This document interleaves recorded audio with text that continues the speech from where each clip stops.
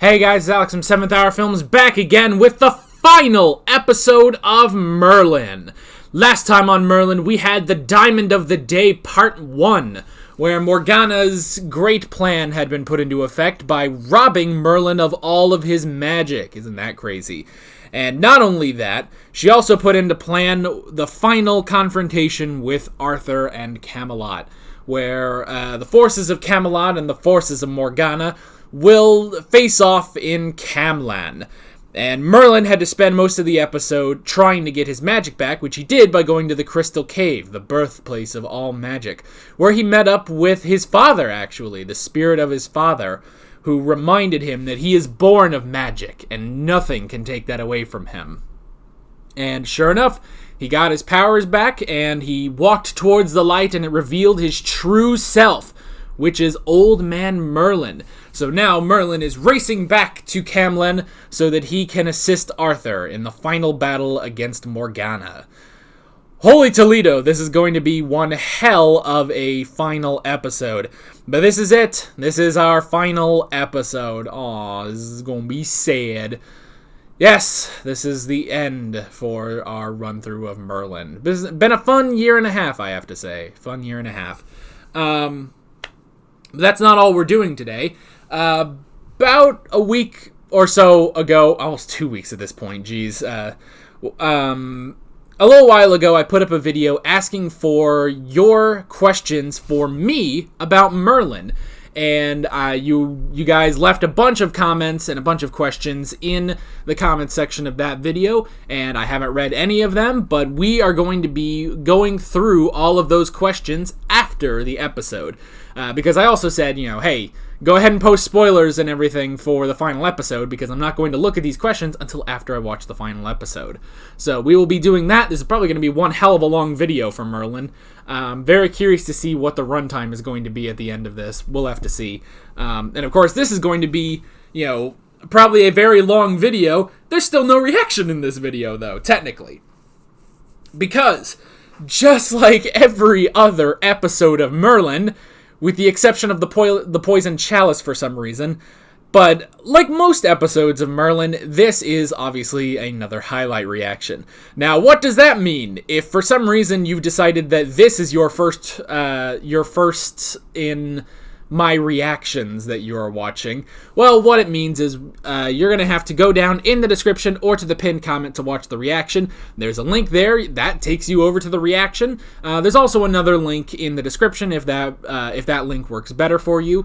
You can go watch the reaction just like any other reaction, and when you're done with that, you can pop right back over here to this YouTube video for what's going to be probably a very, very long discussion. But yeah, that is basically that.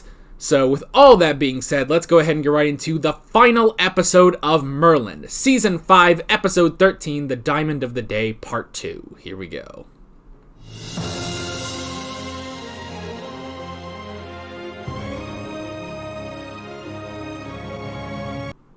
That was weird. And let me just say right off the bat, that was really good. That was really, really good. And wow, the balls on this one. The balls on this one to kill Arthur.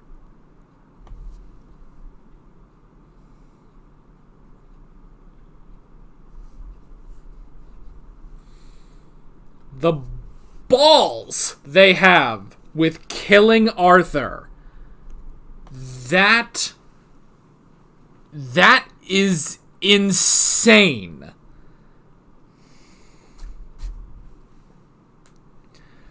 I can't believe they actually did that. And I was thinking when it's like, when he says like, oh, he is the once and future king.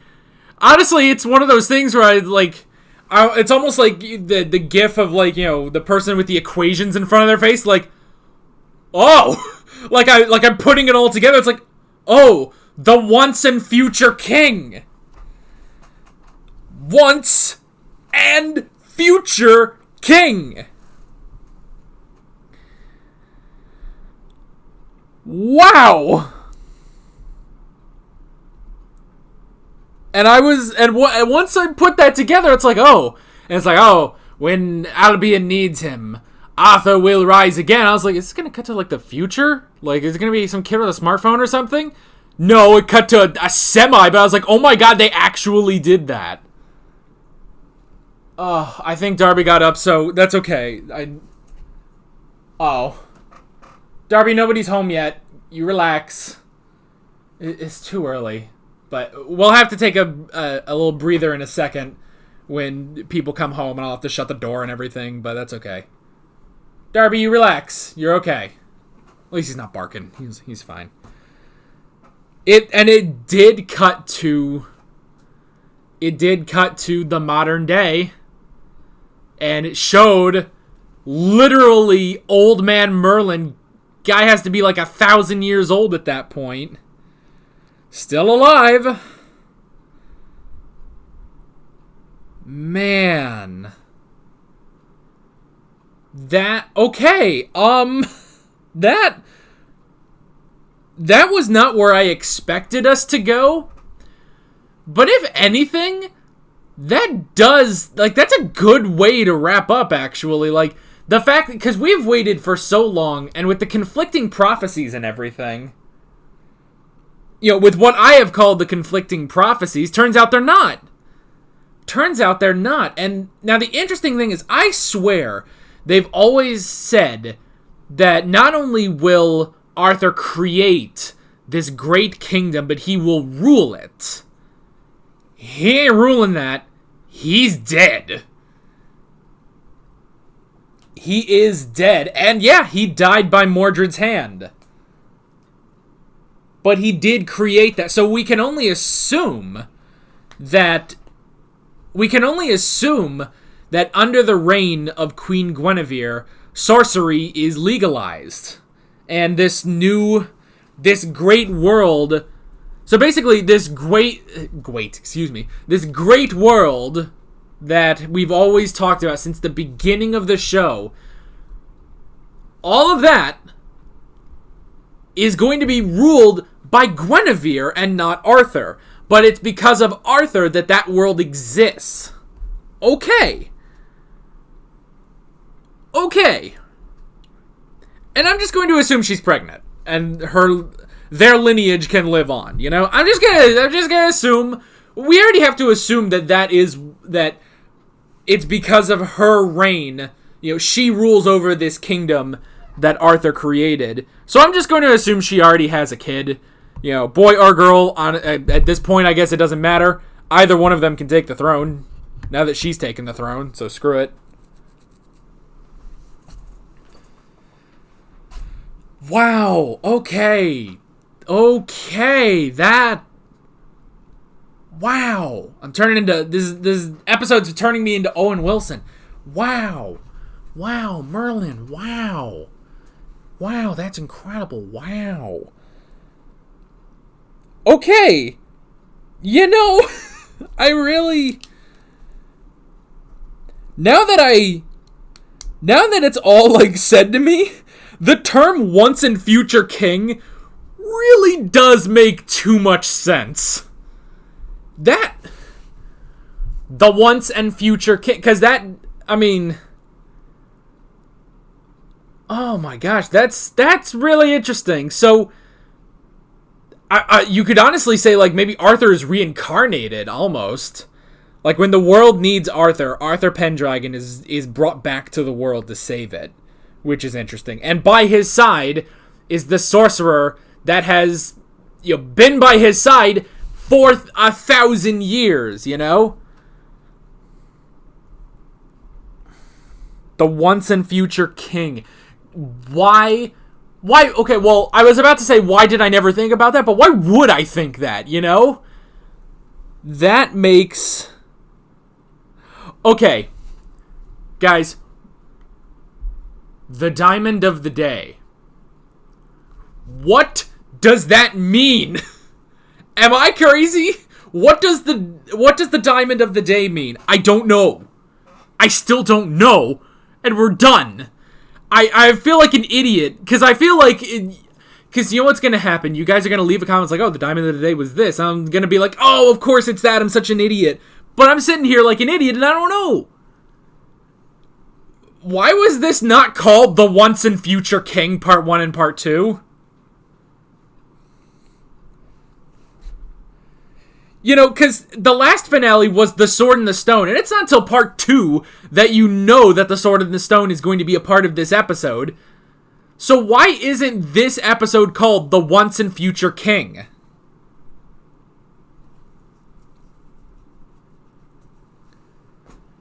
Man, oh man. Though I have to say, for as incredible as that ending is, this was kind of an odd episode. Like, I'm sitting here like, okay, we're gonna get a huge, like, this is gonna be like the Battle of the Bastards going on. Like, this is gonna go, like, this super crazy battle, and Merlin's gonna show up with his zappies, and boom, we're gonna have, like, a huge wizard fight between Merlin and Morgana and stuff. It's like, when did they finish that battle? That was, 6.5, let's be generous. 6.5 minutes into this episode, and part of that was the first minute of that was the recap and the intro, so 5.5 minutes on that battle. May have overhyped that battle a little bit if we're not doing that. I have to say though, the Merlin finale, what are you gonna do? We're gonna do what we always do. It's an episode where Merlin and Arthur are on their own and he's taking care of Arthur. That is the most classic of classic Merlin episodes that you can do. And it works. It works here.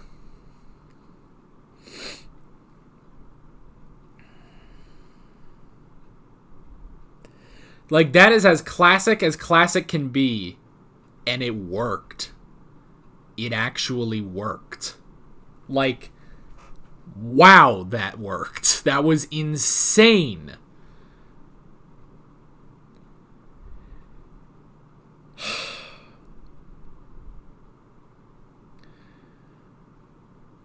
Morgana's just dead. She just, like, there is no... There was, like, no funny business. He just straight up stabbed her with with Excalibur. Like, there are no funny business. She is dead. Which, you know what? That's what she should have done the whole series. Because every time,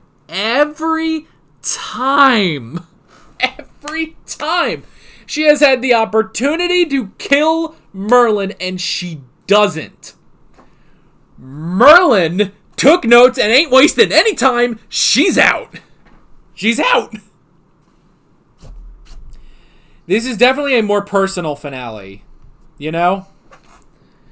This is a bit of a more personal finale because it's not, you know...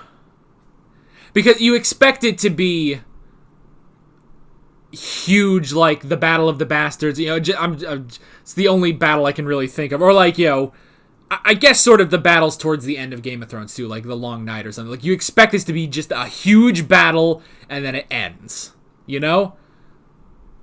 But no, I guess Game of Thrones also did this too, where it's like, well, no, now this is going to be, you know, personal, but this was 20,000 million times better than the last episode of Game of Thrones.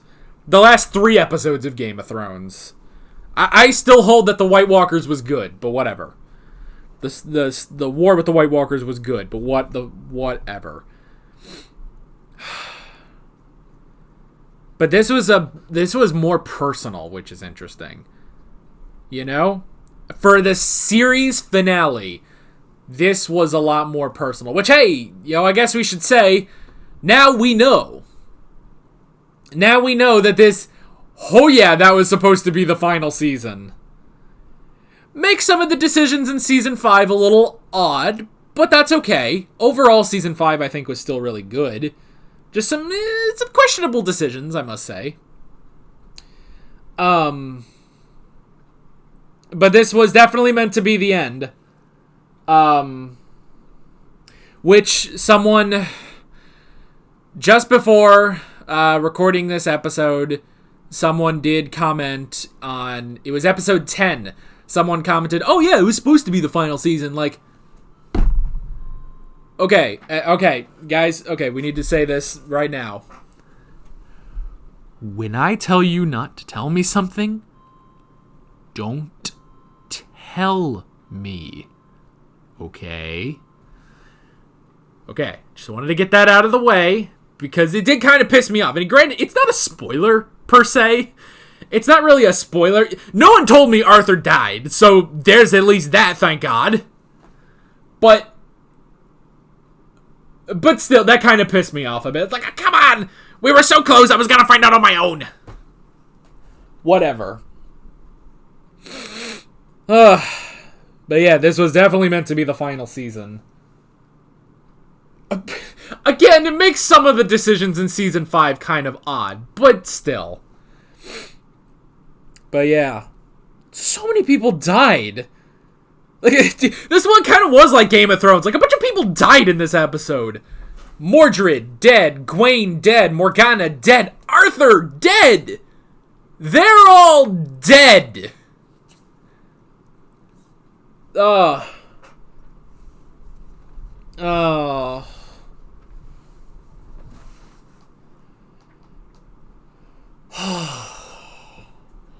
These are ex-people. They're dead. They've bit the dust. I'll just get you another one. That's what the dragon's saying. Oh, let me just get you another Arthur. In time, he'll come. Man, I cannot believe that. That's how the show ends. We're sitting here waiting for this new kingdom for Arthur and Merlin to rule. Nope. I mean, we do get that, but Merlin and Arthur don't get to enjoy it. Which, you know what? That also makes too much sense. And especially for Merlin. Especially for Merlin, because it's like, you know, this whole series has been Merlin does everything that he does without reward, without any appreciation. So naturally, he's not going to be able to enjoy the kingdom that he and Arthur created. That makes sense! Dang it!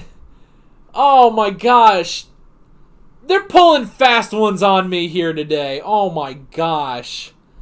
Of course, he can't enjoy it.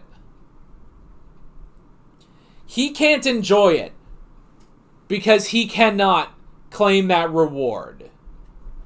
Oh my God. This show.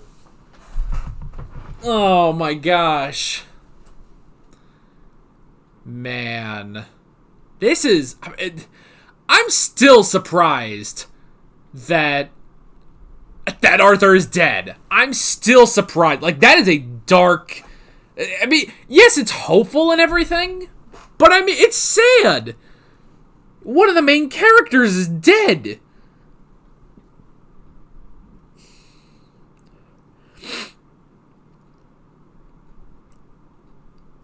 Oh, man. That's just crazy, man. After everything we went through. And it makes sense. It makes too much sense. And the once and future king. See, I thought that... I guess what you could think, it's like, oh, he's the once and future king. Is them, when they initially say that, back when he's still Prince Arthur, is saying, well, yes, the once and future king. That he will be the king of Albion. But no.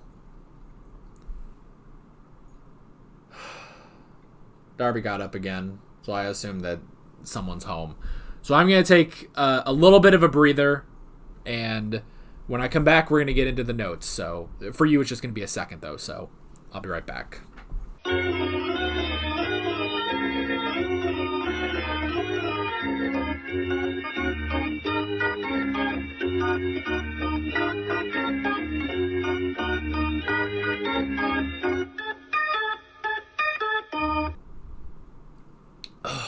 We're back. Okay. I imagine we still have another hour left on the video. I don't know how long this video is going to be, because we still have the notes to go through and all the Q&As to go through. And I think I'm going to put on my more relaxing voice, one that doesn't aggravate my throat too much, and hopefully we can make it through this. So yeah, if I'm talking a little more softly, maybe a bit more seductively, then you guys probably won't care. Or you might. I don't know. It's not exactly asthma if it's just sort of... Well, I mean, some asthma can be very low voices. Yeah. Anyway. So yeah. Notes. Emrys coming in looking like a badass out of hell. Oh my gosh. He is so cool looking.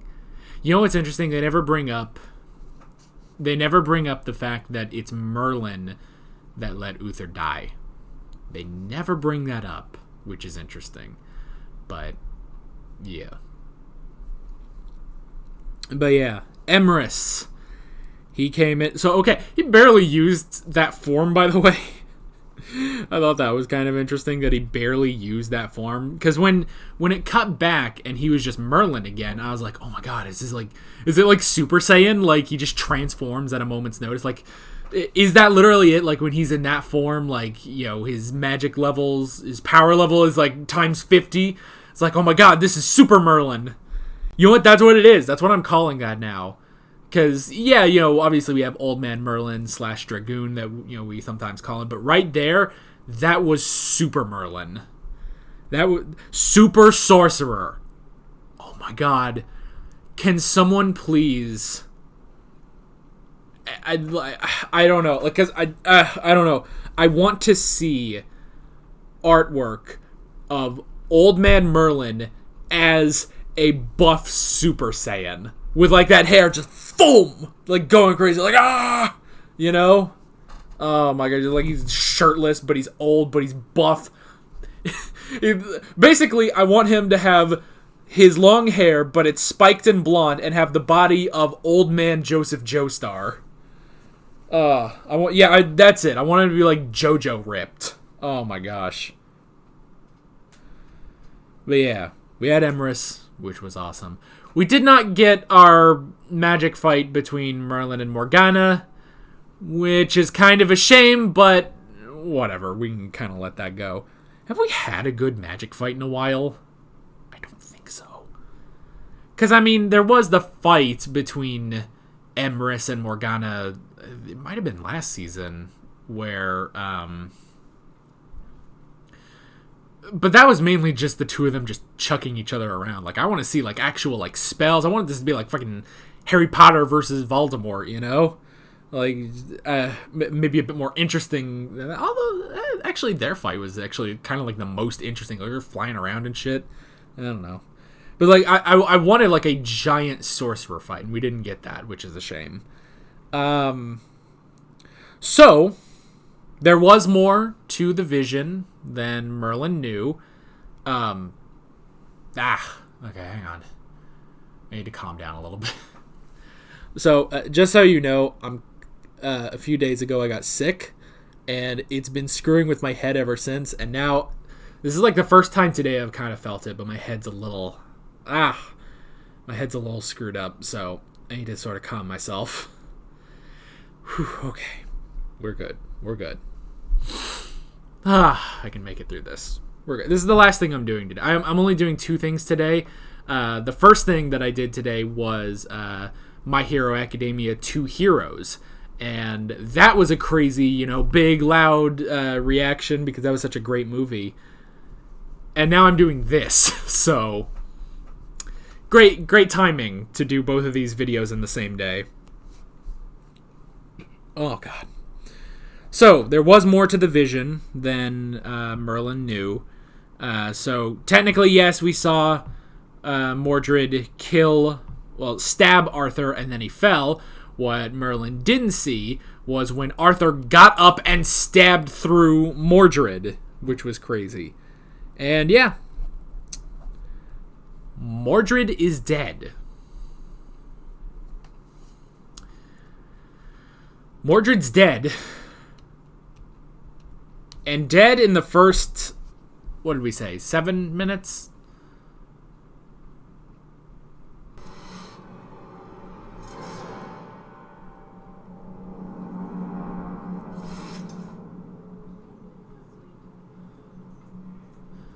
I hate that he smiles.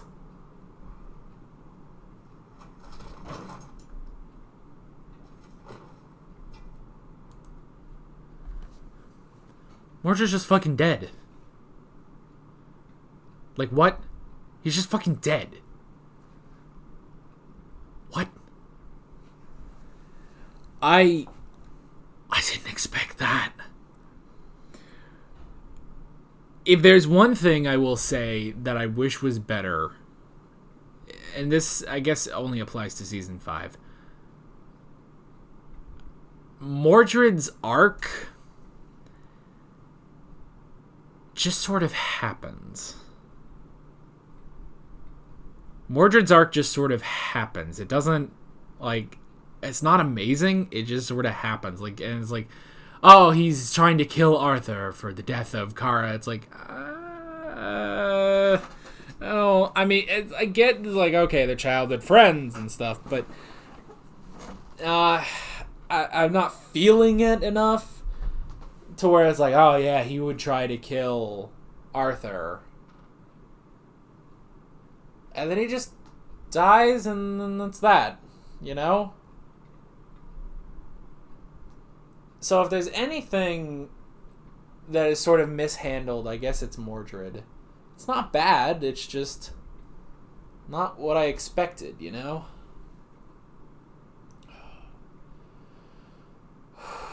Okay. It's coming back. My head. I'm okay.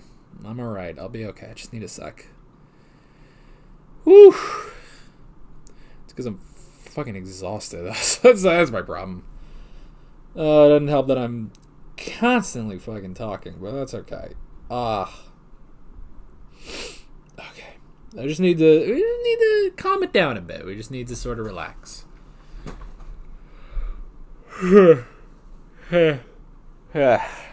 Then I'm tired, so. Okay. I'm turning into Arthur. I'm fucking dying here. No, I'm alright. We'll do it live. I'll be okay. I just need to calm down and not, do that all. So yeah, Mordred's dead. He's just dead, and that's just that. Great. No red skies. Hello? Also, okay. No red skies. But whatever, I guess.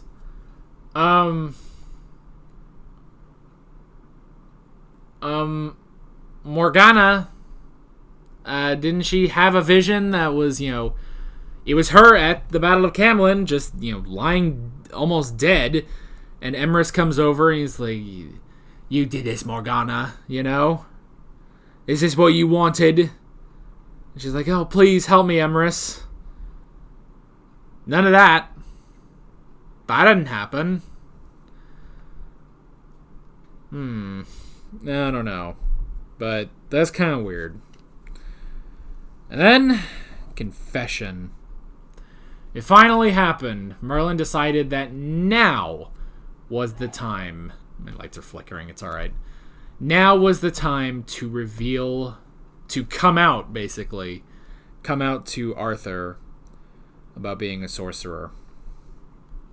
And that made for an interesting point for this episode, because we can go ahead and talk about it already. Like, when he says, like, I feel betrayed, basically. Or, I trusted you and stuff. And it's like, stuff like that. It definitely feels like a betrayal for him. Which I don't blame him, And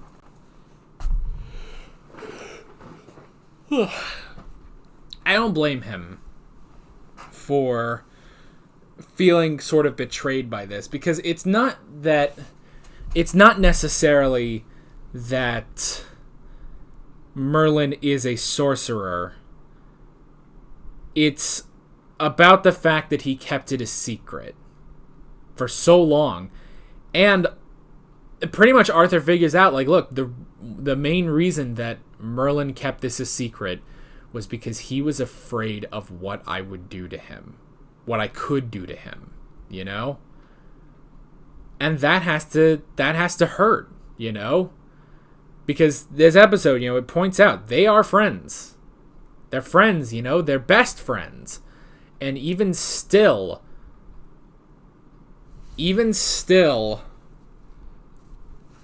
Merlin feared what Arthur would have done, And Arthur says, like, I don't know what I would have done, I don't know what I would have done.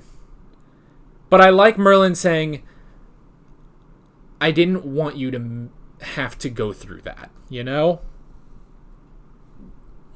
Is basically sparing him, He didn't want Arthur to have to make that decision, because that's a tough decision on what do you do about that. So honestly, I think they handled this really, really well, where it's like, okay, after all this time, the end of the show is when Arthur finally finds out that Merlin has magic.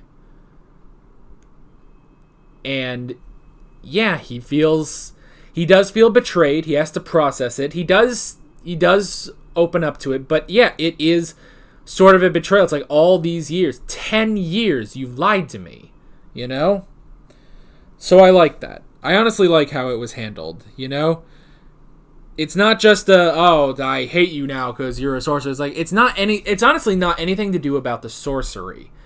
It's about the fact that he lied to Arthur. And I like that. They focused on the right thing for that, So that was really good. I like that. We had the blade point. Well, not blade point, but a fraction of the blade from Mordred's sword got into Arthur and was making its way towards his heart, which was interesting.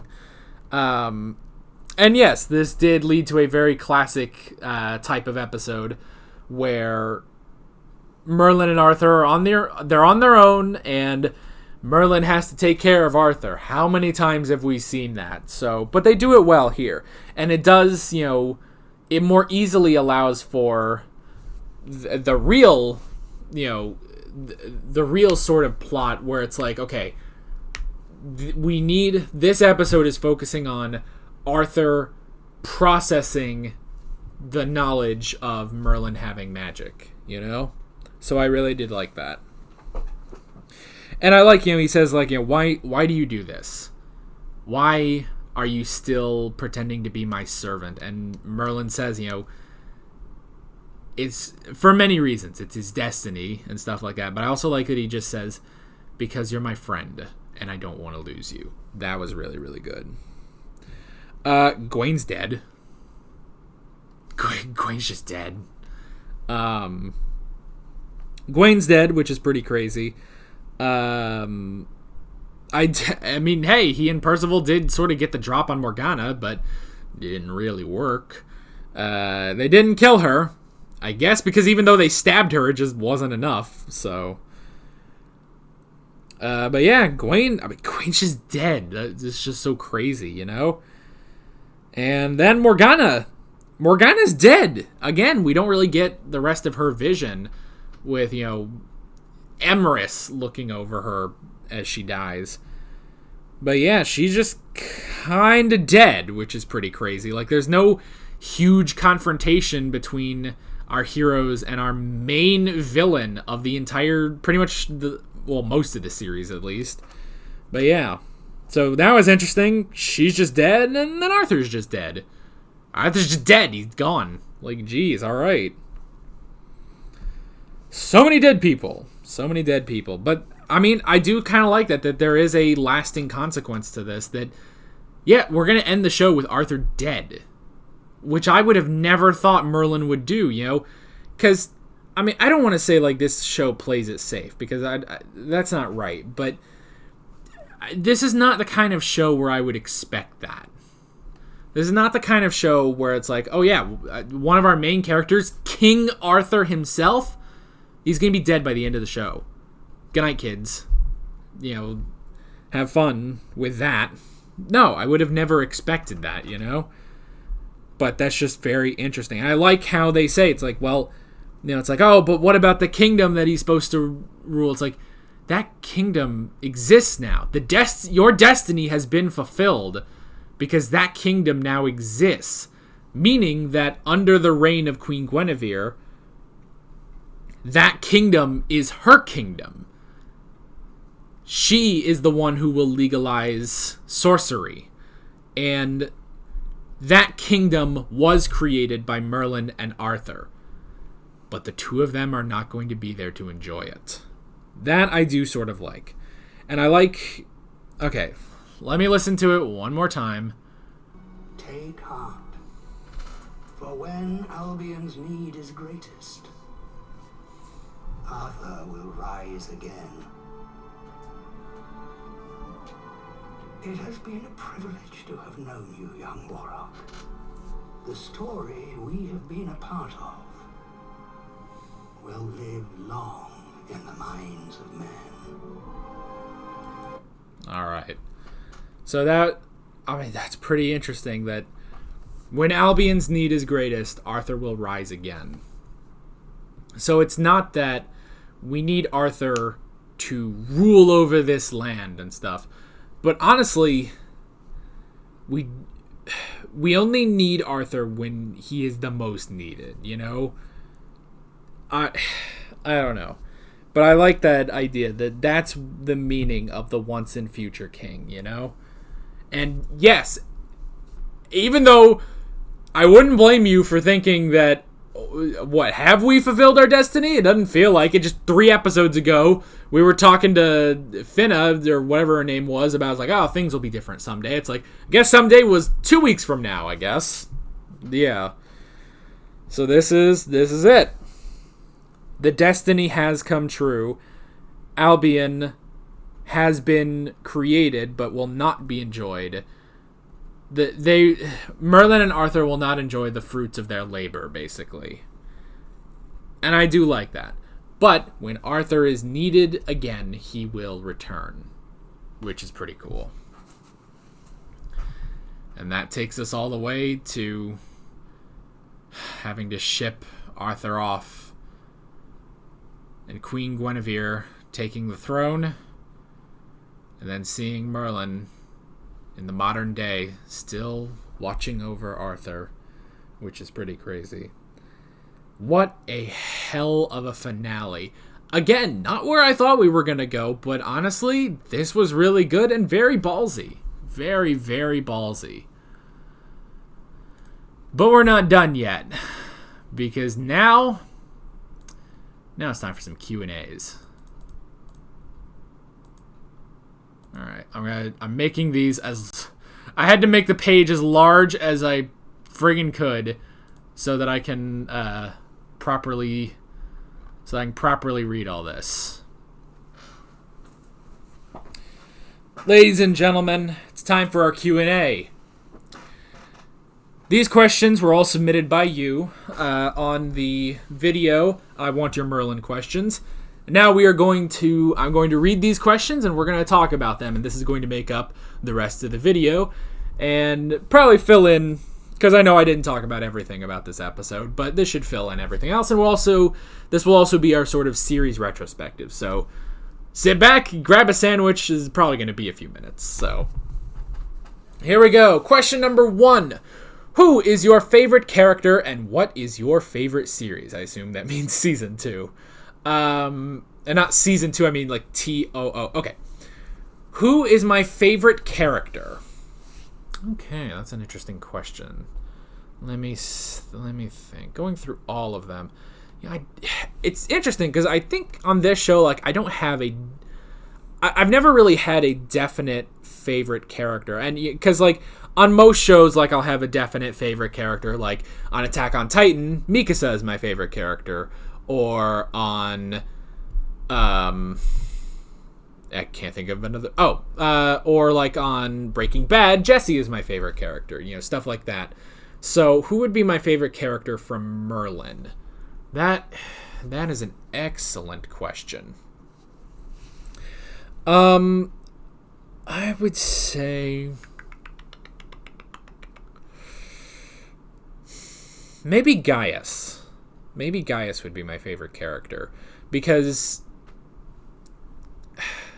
I think Gaius might be my favorite character because I like his role. He kind of plays the old Ben Kenobi role of, the mentor. But I don't know. I like that, he kind of has none of Merlin's crap, which is good. He makes sure that Merlin understands what he needs to understand. And I like that he does, go in and have to do some things himself sometimes. The occasional use of magic and just all his knowledge. And obviously, what's his name? It's Richard something, isn't it? God damn it. Why can't I think? It is. It's Richard Wilson. Okay, excuse me. Richard Wilson is just amazing as Gaius. And I do like characters like that, the older, wiser character. Again, he's like the Ben Kenobi. So maybe Gaius. Yeah, I'd probably say Gaius. What's my favorite season of the show? Just so I can remember the episodes, I'm actually going to go ahead and pull up the playlist. So, where is Merlin? There's Merlin. Okay. I might...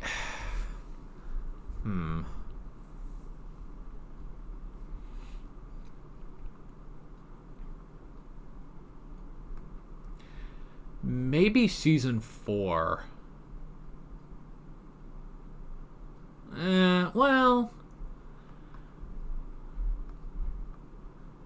I would say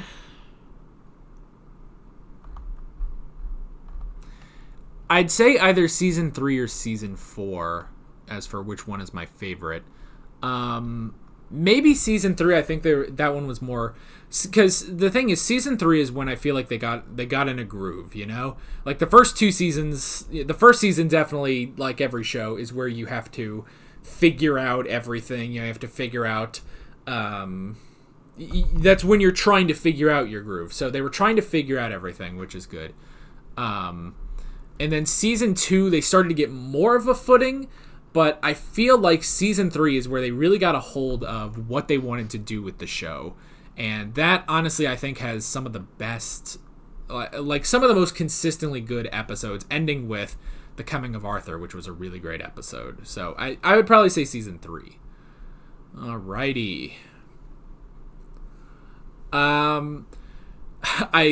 I can already see that we have a couple repeat questions, so we'll just kind of briefly go over those if there are repeats. But this one also, because this one says, what is your favorite season, which we've already answered, but what is my favorite episode of Merlin? Now, that's a bit of a different question. Let me look real quick at the episodes we have.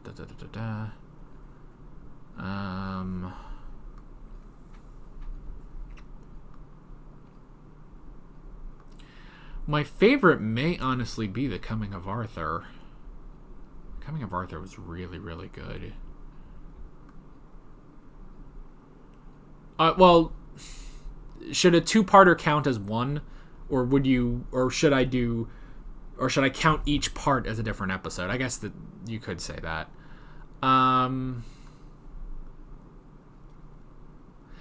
You know what? The Death Song of Uther Pendragon was a particularly great episode, Like, for both Merlin and Arthur and Uther, honestly. Like, so I'd probably...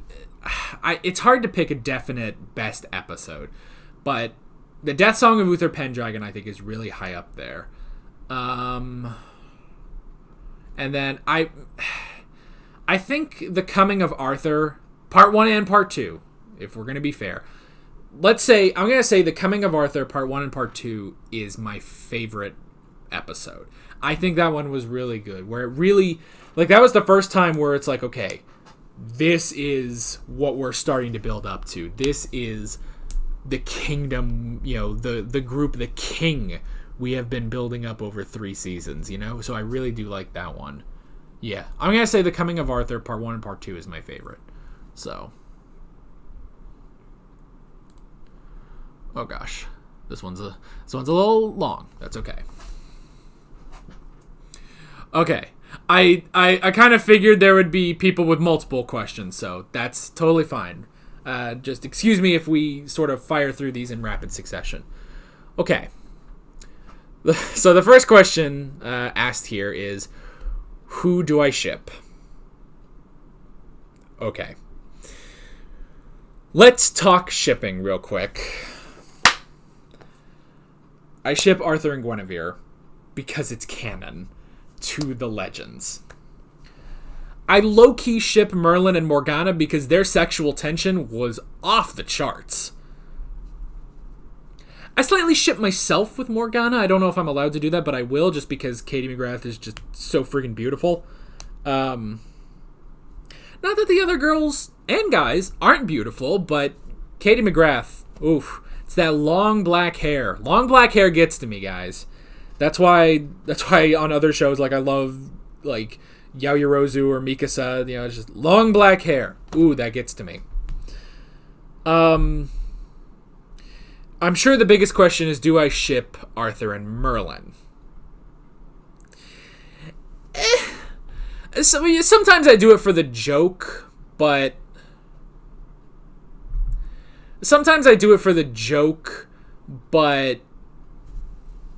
not really, There were some moments here in the finale where I was like, oh my gosh, if they kissed right now, I'd probably be alright, But for the most part, no, I don't ship the two of them. So, yeah.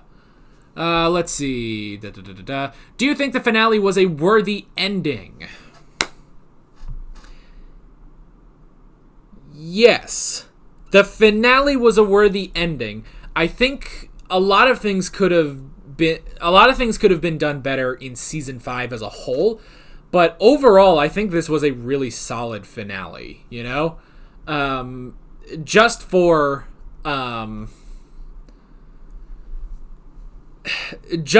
the fact that it kind of almost like pulls the rug out from under you. It's like, oh, this is it. This is what we've been building to.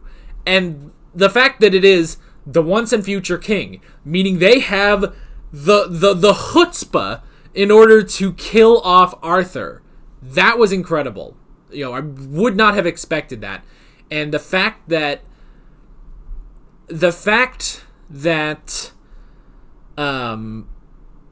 it makes perfect sense that for everything this show has taught us, it makes perfect sense that Arthur and Merlin, especially Merlin, would not get to enjoy the kingdom that they made. That was just perfect. I really do love that. So I think this is a worthy ending. The season as a whole could have used some work, I must say. What I really want to know is this. Do you see why all of us love it? Oh, hell yes. I totally understand why this has such a fan base. Like, I completely understand it. This is an incredible show. And especially, like, because, we've kind of always said that this show was aimed at more younger audiences, especially, towards the beginning. But I like that this show does sort of grow up with its audience, because I could see kids, I could see some younger kids, but I feel like when this show started, this was like almost primarily aimed at like very young teenagers, maybe like between 11 and 13. And I guess that's tweenage. Who cares? But I would probably put season 1 around that demographic. So to watch So the fact that, those kids from season 1, and again, that's where I'm putting season 1 as where I would market that towards, is sort of 11 to 13. So to have them grow up, like let's say at the oldest by season 5, they're 18. I do like that the show grows up with the audience, I think that's really, really good. And so I do understand why so many people would have loved it. Watched it all live, and that ending has had me in tears since Christmas Eve 2012. Oh, man. Love the ending more than most, but I like shows that make me cry every time I watch them. I enjoyed your Merlin reactions so much, and I will miss them a lot. It's fine if there's still more Doctor Who. Thank you for watching this show.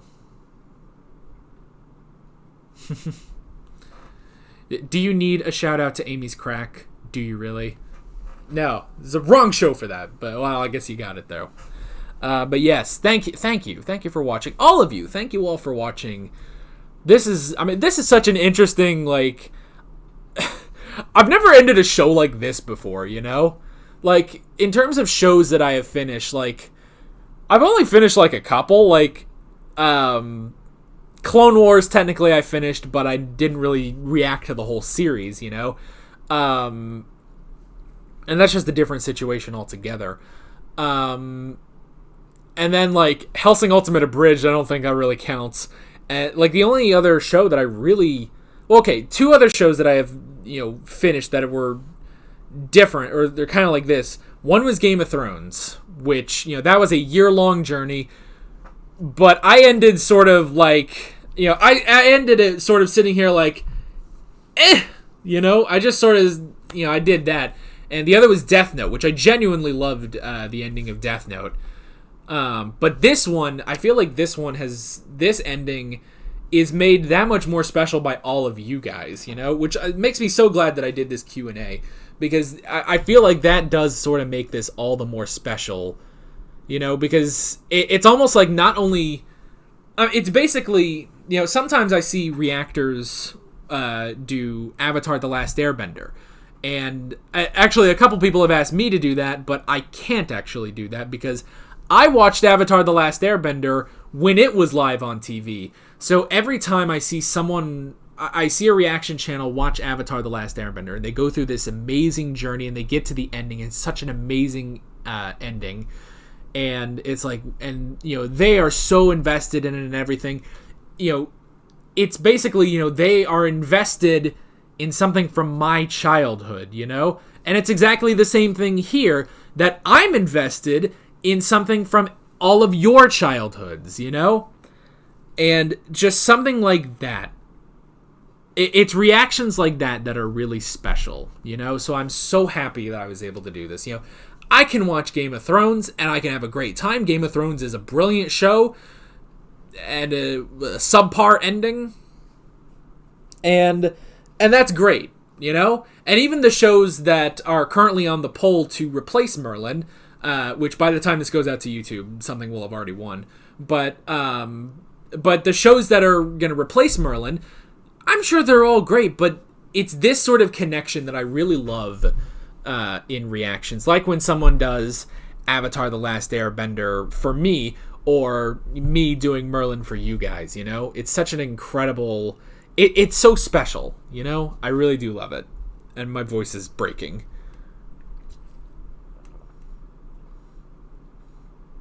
I'm just so emotional. My voice is breaking. No, it's because I've been yelling all day. Ugh. Alrighty. Moving on.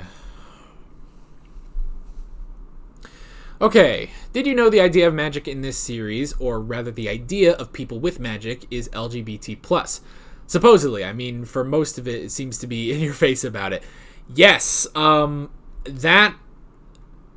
yes, honestly, we even said earlier when Merlin, is coming out to Arthur as a sorcerer. Yeah, honestly, I can see this as, sort of a metaphor for someone coming out as LGBT, and seeing that somewhat, obviously, that's not what we're talking about on the show. They're talking about sorcery, but you can relate it to that.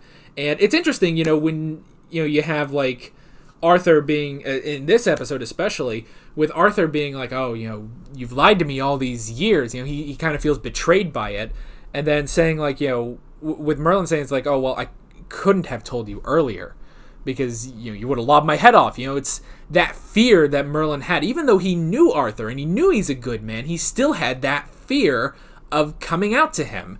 And Arthur just says, I don't know what I would have done. Like he thinks, like his initial thought is, no, I wouldn't have killed you. You're my best friend. But he also thinks, I don't know what I would have done, And Merlin just says, I know. And I didn't want you to have to make that decision. That was really, really good. So I imagine, now granted, I am a straight man, so I don't really, I guess I don't identify, but I can see it. I can see the similarities, but I don't really identify with that because I'm a straight guy, as you have probably guessed.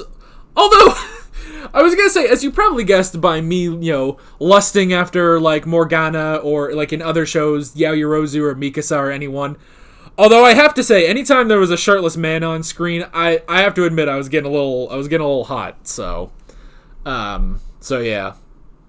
Show makes us discover things, apparently. But yeah, I do really like that they sort of took that angle of the sorcery,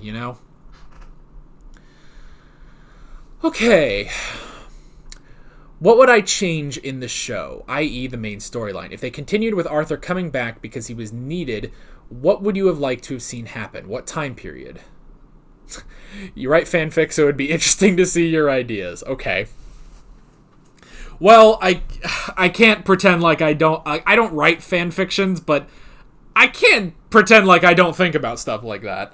But yeah, it would be definitely interesting if they did come back for another season or like a movie or something. It's like Arthur comes back from the dead. Like, what is that like,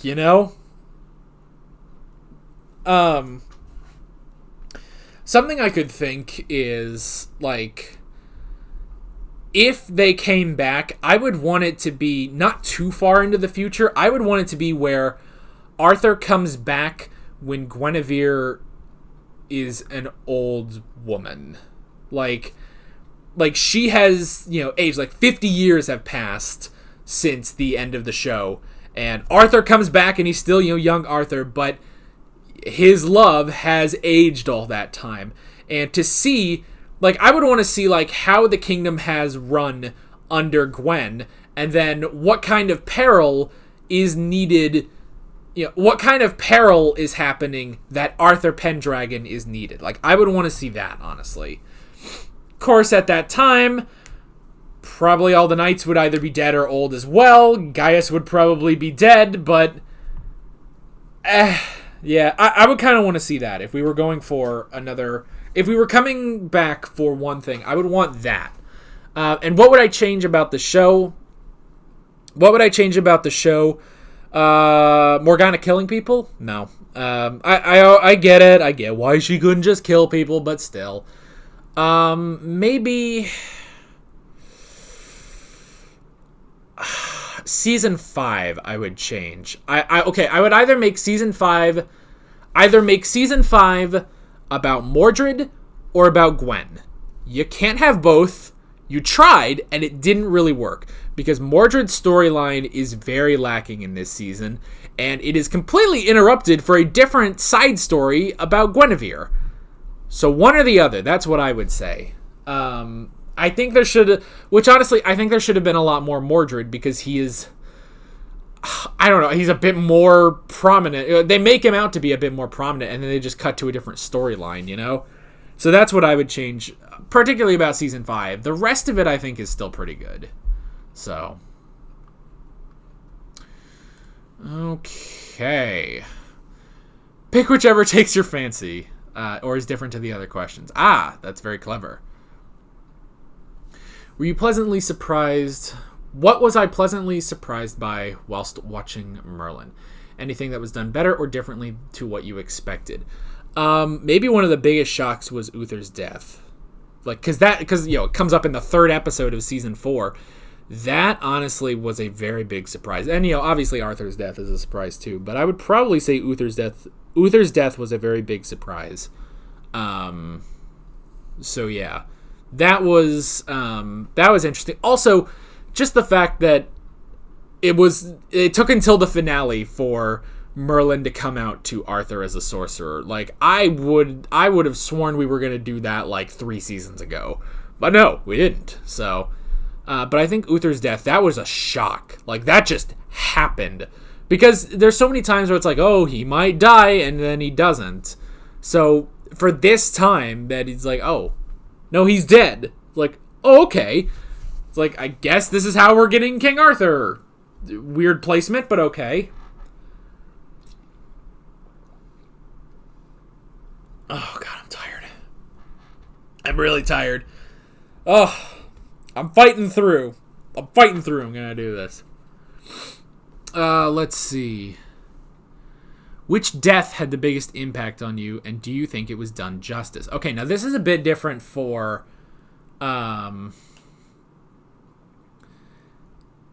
This is a bit different than... because I just said that Uther's death was a shock to me. Probably... Who had the... Okay, the biggest impact? Probably Arthur. I'd say Arthur's death had the biggest impact, just because I didn't see that coming. And I do like it, honestly, with tying back to Merlin, he never gets any reward. He never gets any recognition for this. And yeah, that sticks through. And not only does it stick through on him, but it also sticks through on Arthur. It makes sense that the two of them would not get to enjoy this new kingdom. So I would probably say Arthur's death has the biggest impact. Okay. Here we go. Merlin was supposed to air for at least another season, but was cancelled for another BBC show. If there had been another season or two set before the finale, but after the rest of Series 5, what would you have liked to see? I assume that... Okay, so here's what I'm going to assume then. That I assume then that it was during the development of Season 5 that they got the call that it's like, hey, this is it. This is your last season. We're not going to give you any more after this. So that's what allowed them to have a proper series finale. So, okay. If there had been another season or two set before the finale, what would I have liked to have seen? That doesn't work. You can't, actually. You really can't set another season before the end of... before this two-parter. You can't. So...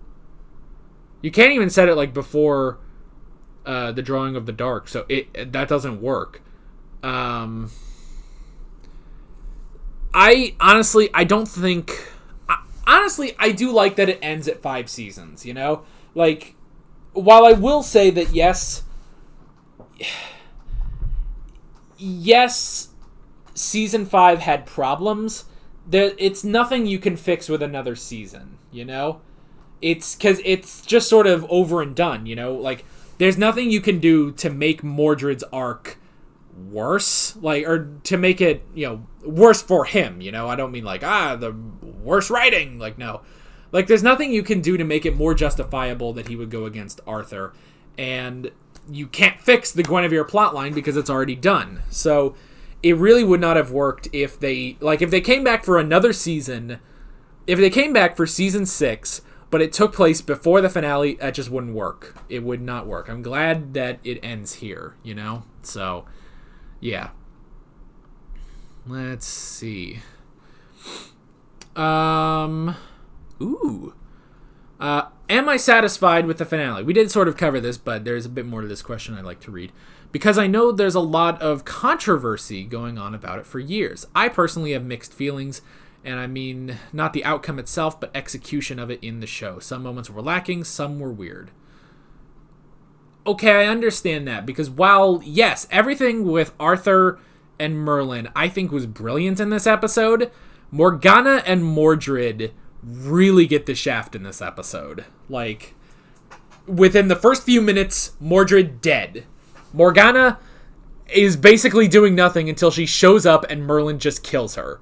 So... that, I will say, I can understand if someone doesn't like that. I understand if someone doesn't like that aspect of the finale. But again, I still say that the stuff with Merlin and Arthur is brilliant. So I just sort of take that, you know? Like, it's so good that I sort of just forget about the stuff with Mordred and Morgana. Though I do wish they had more satisfying endings as well. Okay. Let's do... This one has 2 questions. Do you think Morgana's transformation arc was done justice? I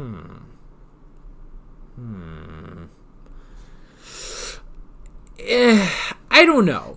I feel like it's a bit contrived how... It's a bit forced how Morgana ends up on the side of the bad guys. Because I think... Because of the fact that Merlin and Gaius... Like, it's all a problem. Like, it's all their fault, really, you know? Also, I want to hear... They did say, didn't they? Like, you know... It's like, I blame you, or I blame myself for what happened. What a joy it is to see you, Arthur. Look at you. So tall and mighty now. You may have won the battle, but you've lost the war. You're going to die by Mordred's hand.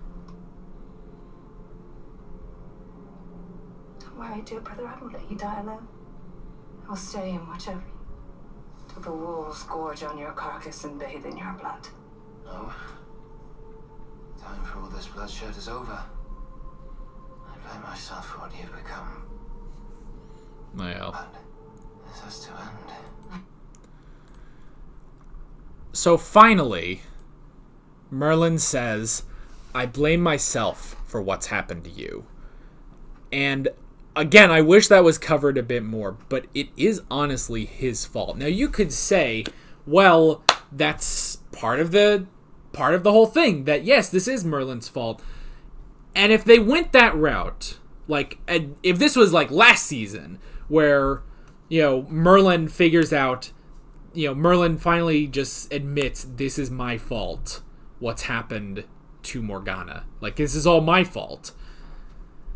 I would be a bit more accepting of it, but the fact that it took so long for him to admit that it's his fault that Morgana turned out the way she is, and it's also his fault that Mordred turned out the way he did. I feel like if you're going to go that route, that it is Merlin's fault, I think that needed to be focused on a lot more than it was. So, Morgana's transformation I can get behind, but there needed to be more consequences and more talking about those consequences. So yeah. Do you think Arthur and Gwen's relationship got enough development? Yes, honestly I do. I really did buy that they were in love with each other. I know some of you didn't.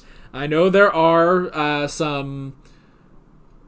what do they call it? Arwen ship, or non-Arwen shippers, anti-Arwens, whatever.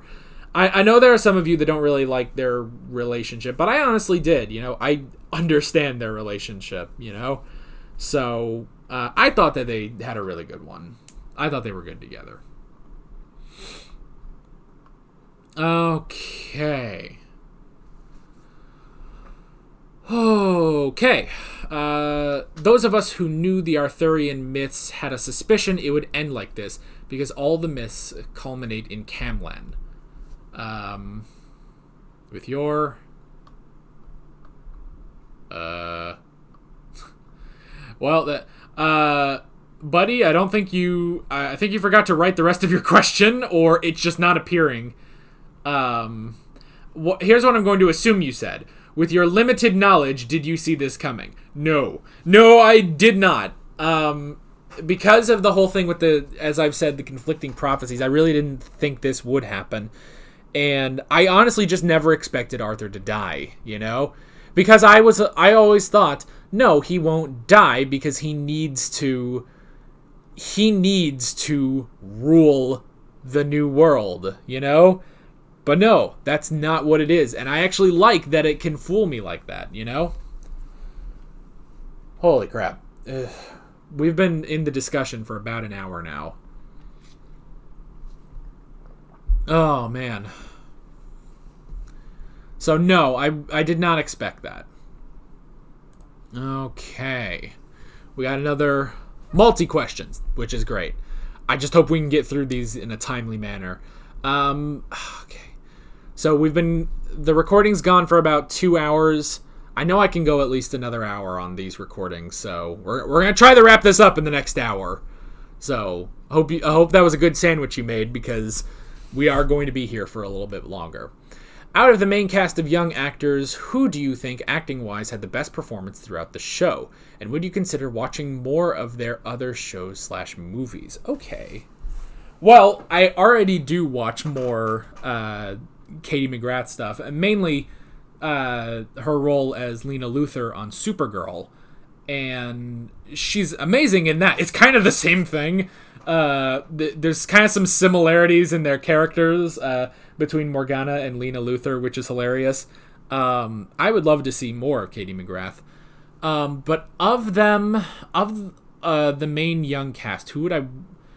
Honestly, I do kind of want to see a bit more of Colin Morgan, because, man, when they had to tell that boy to get emotional, that boy got emotional. Like, holy crap. Like, honestly, I do kind of want to see a bit more of him, and a bit more of Bradley James as well. I think he played a minor character in iZombie, and that's the only other thing I've seen. But again, I'd love to see all of them in other stuff. But Colin Morgan, I feel like, had the most solid, like, because he had a lot of great acting moments, you know? Where some of them, and granted, there were a lot of great moments for every character, but, I mean, I feel like he got the most, being the main character and all. Okay.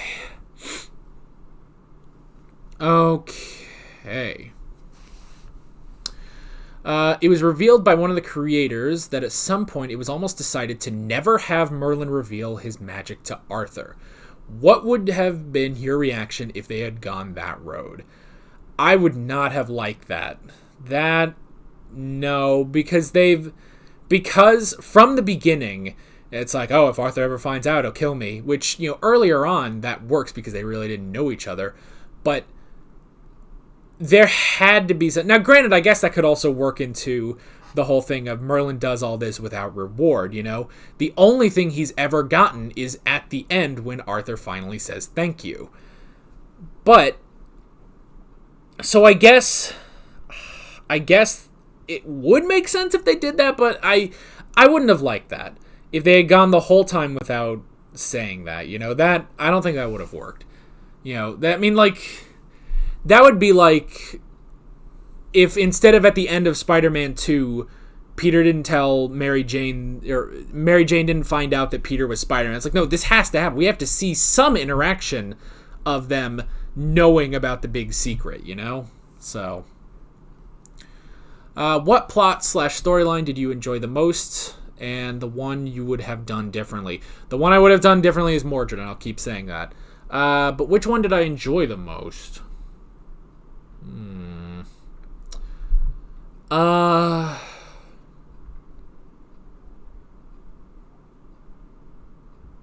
I don't know. That's an interesting question. Because, I mean, like, I'm assuming you mean overarching storyline. Which, there's not a ton of overarching storylines. I mean, like, there's Lancelot, but, that didn't really... that was okay. It didn't have a great ending, but it was okay. I guess technically Morgana's would be the best, but that was really the main overarching storyline, you know? So, I guess that. In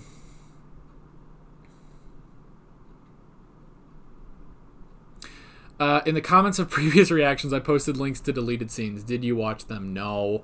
I'm sorry. I didn't watch them. I'm a lazy bastard that didn't watch them. I'm sorry. I'll go watch them afterwards. But, oh, man. Oh, and which ones would I have kept and why? God, oh, dang it. That's such a great question. Oh, I'm sorry. I'm so sorry. Oh, man. If I could write a sequel for when Arthur returns in modern time, how would I continue the story? Okay, well, that's a bit different because, you know, I said, like, I would want to see Arthur brought back when Guinevere is an old queen. But bringing him back in modern times, I don't know, because it'd be such a different world. The only thing that he would still have is Merlin. You know what? Put him in World War I, and he can be like Wonder Woman. There you go. I don't know. Like, that's because that would be that there'd be such a disconnect from the world that he had, the world that he was in. And again, the only thing he'd really have is Merlin.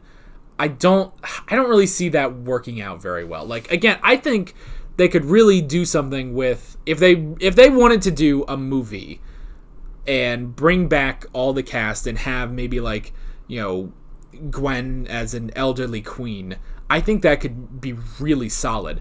But doing it in modern time, I don't really know. I don't really think that'd be great. So, do you wish you had gotten to see a full season with Arthur knowing Merlin's secret? Yeah, I do. I really do. Because I would have loved to have seen that interaction throughout the whole thing. Because the most you get is Lancelot, because Lancelot knew. So I do wish there was a full season of it, but I do like how it works out in this episode. So, also not really about the show. Have I seen the Musketeers? And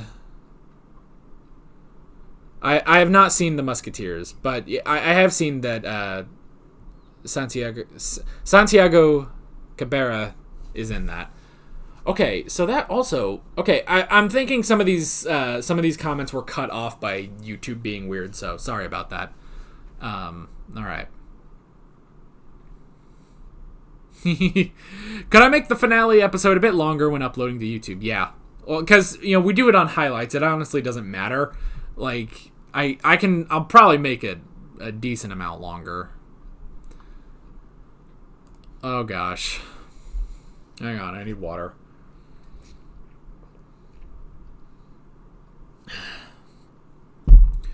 Why is it, particularly, that you don't ship Arthur and Merlin?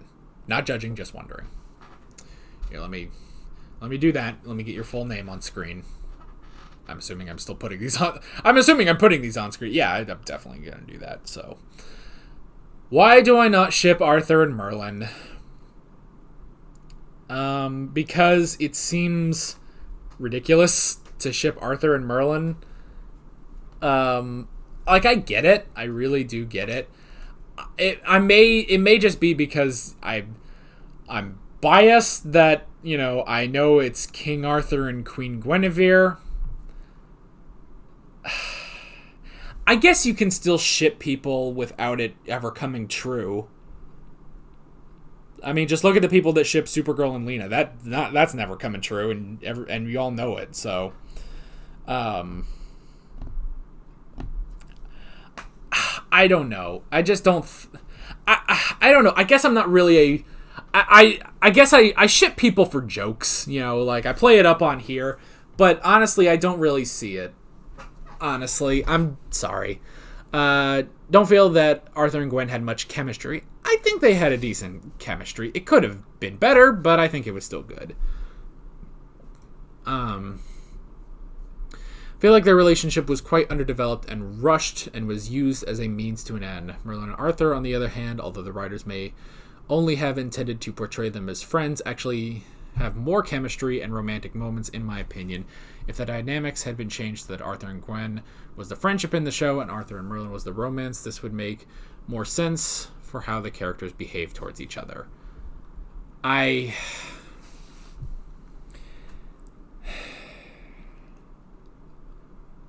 don't know. I can't see it. I can't see it. Like, I get it. I get what you're saying. It's like, oh, well, they have more chemistry. I mean, I guess I get that. Well, okay.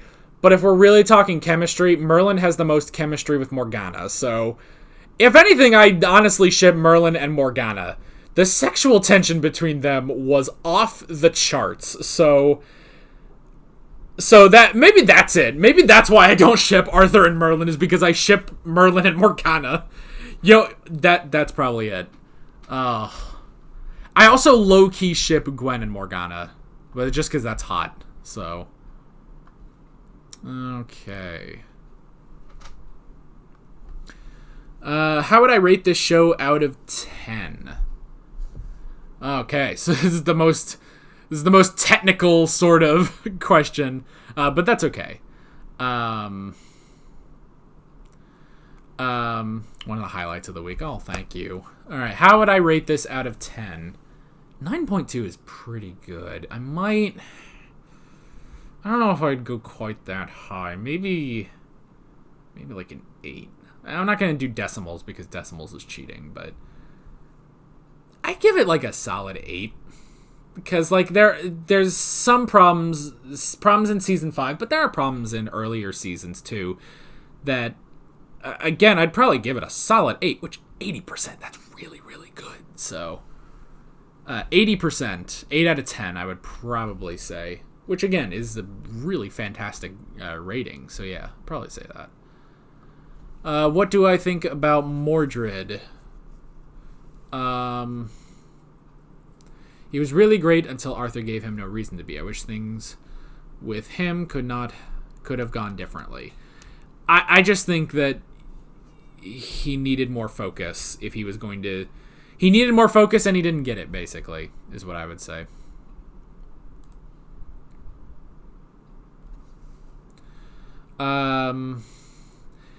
If at some point during the series Merlin's magic was revealed to Arthur in some way, at which point do you think you would choose? During the season 3 finale or after Uther died?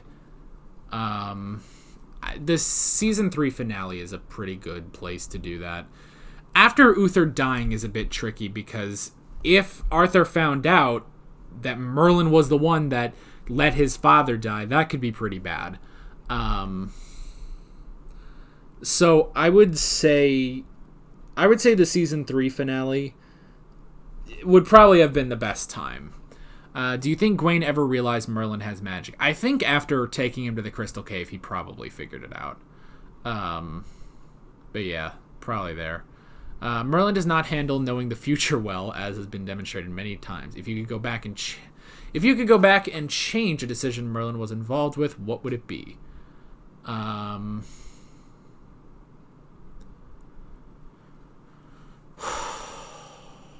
Change a decision he was involved in. Change your apartment, change the world.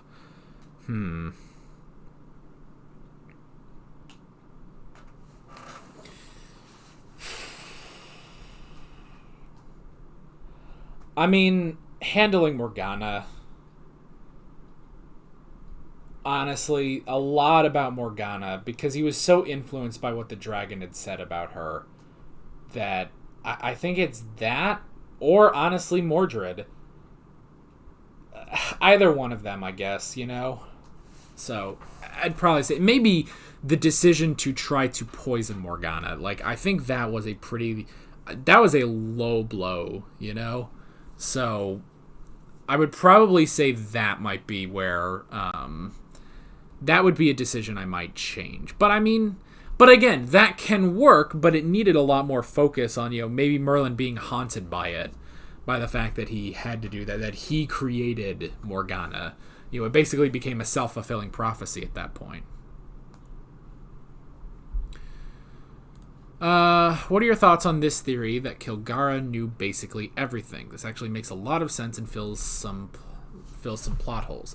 That he knew how to push Merlin, which is why he sort of changed his direction from Uther let him die to, if Uther dies to magic, Arthur will turn against magic. So, okay, basically him knowing when Merlin would follow him and when he would do the opposite. So like reverse psychology. If that's the case, then it could be Kilgara did this so that Arthur would one day be resurrected to defeat some other big thing in the future, once and future king. Okay, so basically, like, any time where it's like, that Morgana, that witch, whatever, she's evil, don't trust her. Mordred, don't trust him. it's not that he genuinely is like, no, don't trust them, but he's like, this is how it's going to happen. I'm just setting things into motion. He, again, self-fulfilling prophecy. He's basically pushing Merlin to do what he knows will happen. I can understand that, which does sort of explain sort of the wish-wash on him, you know? Because there are some things like, oh, Uther, just let him die. And it's like, well, you know, if Uther dies now, then Arthur won't create the Great Kingdom. So it could be that. That would honestly make sense. Yeah, I could see that being the case, you know? Okay. Do I have a favorite villain apart from the obvious main big villains in the show like Morgana and Mordred?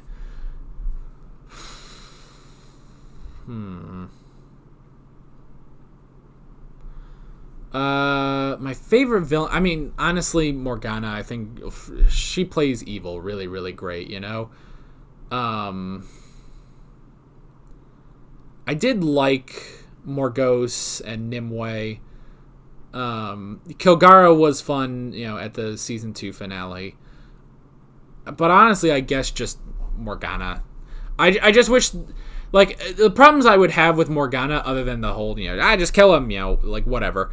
But the main thing with Morgana would basically revolve around Merlin and how it's like, you should have, you know, you should have handled this better or talked about it after or something. So, yeah. And then, what's your favorite season? We said 3. And is there some one story / episode character which you missed or would like to see other stories with as well?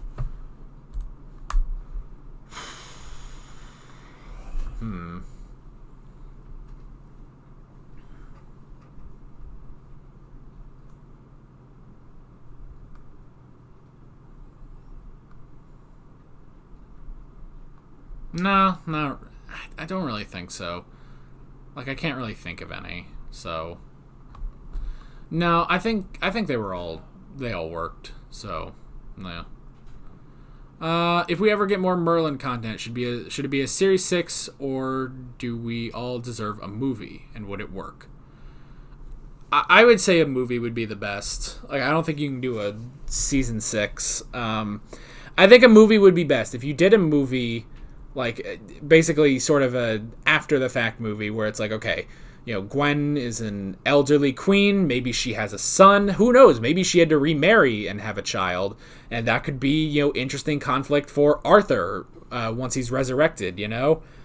So I think you could do that. I think that'd be really good. Now, granted, if they did that, that would way lean off of Merlin as the main character. This would be, it would be a movie about Arthur, I feel like. But I would really like that. I think that could work. But it'd have to be a movie. So. What is my favorite line / scene from the show? My favorite line or scene from the show? I was born with it. Maybe it's Maybelline. I guess something like that. I don't know. I can't really think of, like, lines in particular, so, yeah. I'm not sure. Oh, God. Part 1, read in chronological order. Oh, boy. Okay.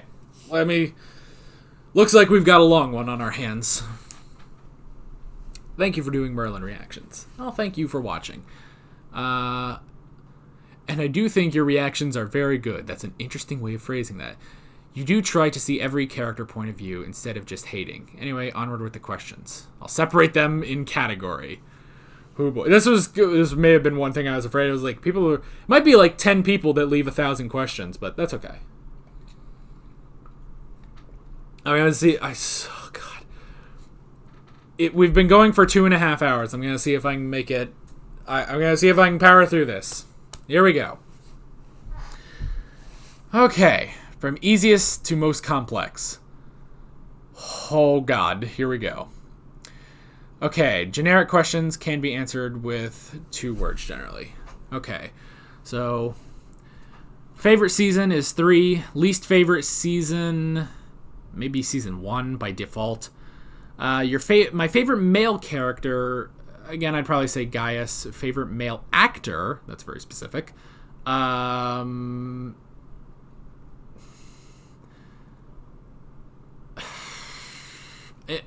know what? Shit, who plays Uther? God damn it. I did in terms of acting, and I know I said like, oh, Colin Morgan, he's such a great actor, and he had all those emotional scenes. I did like how amazing Uther could feel threatening and also goofy as hell. Like, just on a dime, they could switch that. I thought that was really, really cool. So probably him. Who is your least favorite male actor? It can be the performance not being good or not enough character development.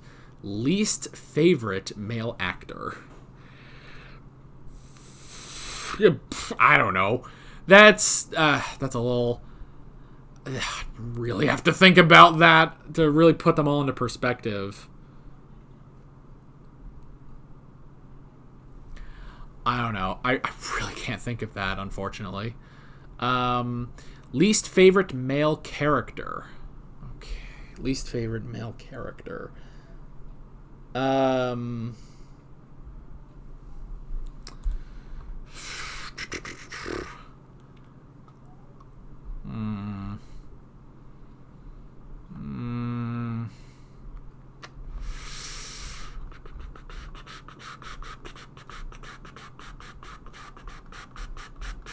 don't know. I can't. The least favorites might be really hard for me to do. Okay. Favorite female character, Morgana. Favorite female actor, Katie McGrath. That's easy. Who's your least favorite female actor? Again, the least favorites are pretty hard. Yeah, the actors get pretty like. That's kind of splitting hairs. I really can't think of it. But least favorite female character, Lamia. I hated her. She's so annoying. That episode sucked. Anyway. Overall, from what you remember, which character was just plain boring? Lamia! That's it.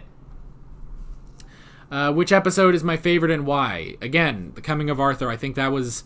because it was the first moment I was like, okay, this is it. This is the kingdom and the king we are building towards. I think it's that.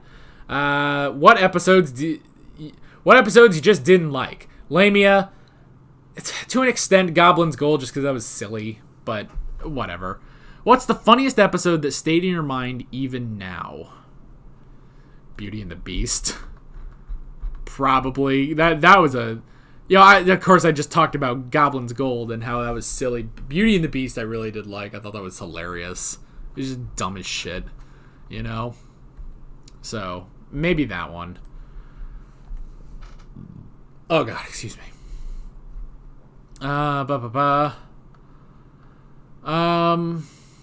Which episodes do I want to remove from my memory? Lamia. Which episode had more impact on you, emotionally speaking?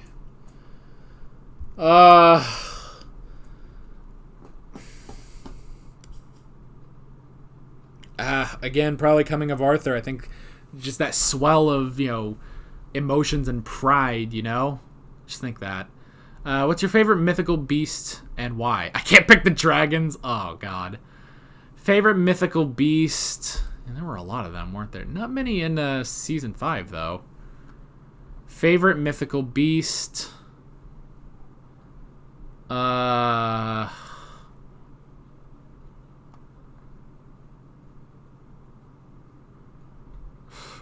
don't know, wyverns? No.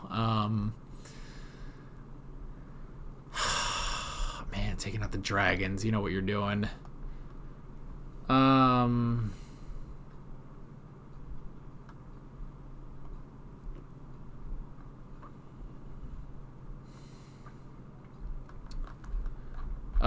Wasn't there something in Lancelot's first episode? I don't remember what that was called, but that thing was kind of cool. I don't remember what it was, though. I can't remember any of them. Jeez. If you can remember, what is your favorite and least favorite magical object? Cup of Life, Merlin's staff, Morgana's dagger. Was Morgana's dagger anything special? I don't really remember it. My favorite magical object... Maybe Excalibur, just because of how cool that was, but I don't know. But there is Excalibur. Son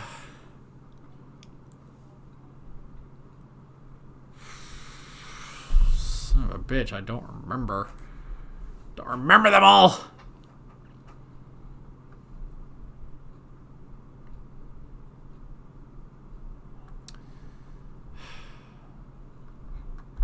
I don't remember them all. God.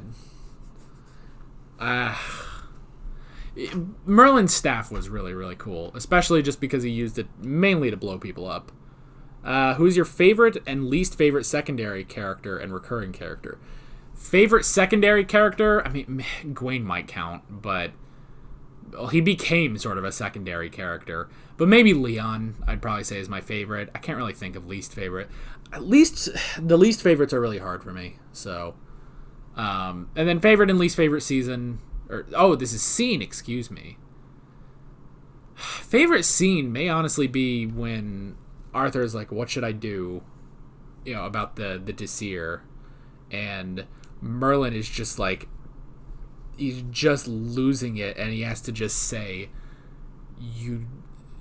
sorcery cannot have a place in Camelot. I really do love that, just for Colin Morgan's acting, So maybe that one. Okay, here's part 2. Character questions. Okay, and again, I'm sorry if I try to rapid fire these. I'm hungry, man. I'm getting to the point where I'm getting hungry. So I'm gonna try to rapid fire these, and obviously my throat is going. Do you think Aethusa was a good character, and what was the point of having her on the show besides being a simple nod from the writers towards Arthurian legend? Aethusa was really just there, wasn't she?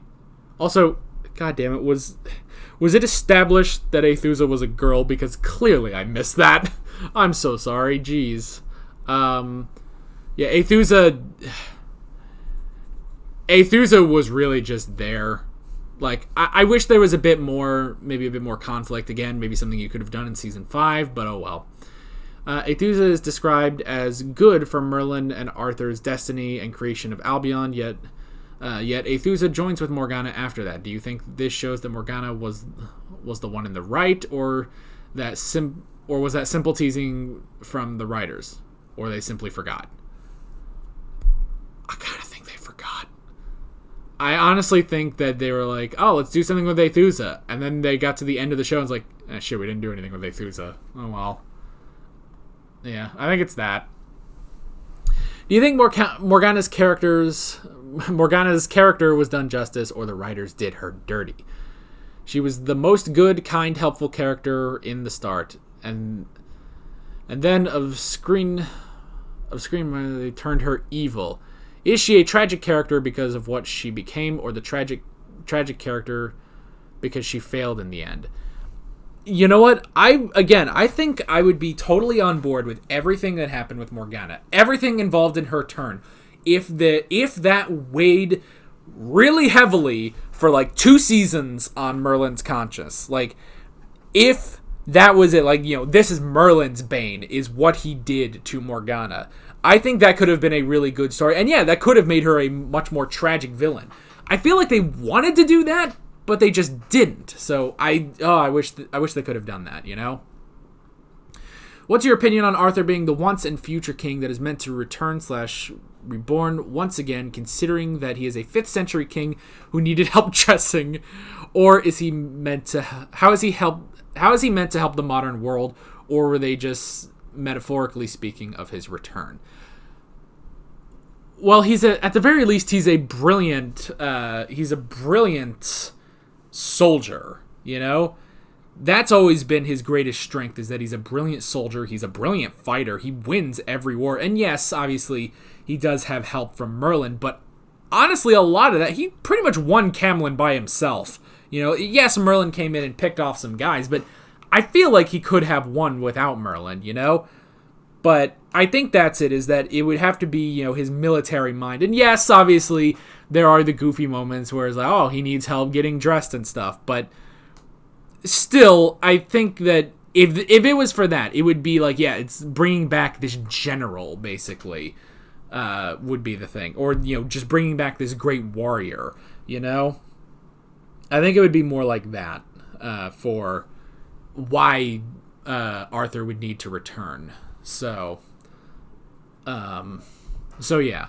I could see that happening. Again, I do want a movie where Arthur comes back 50 years after the end of the series, Merlin and Morgana, do you think the show would have had more depth and more gravitas later on if they were romantically involved?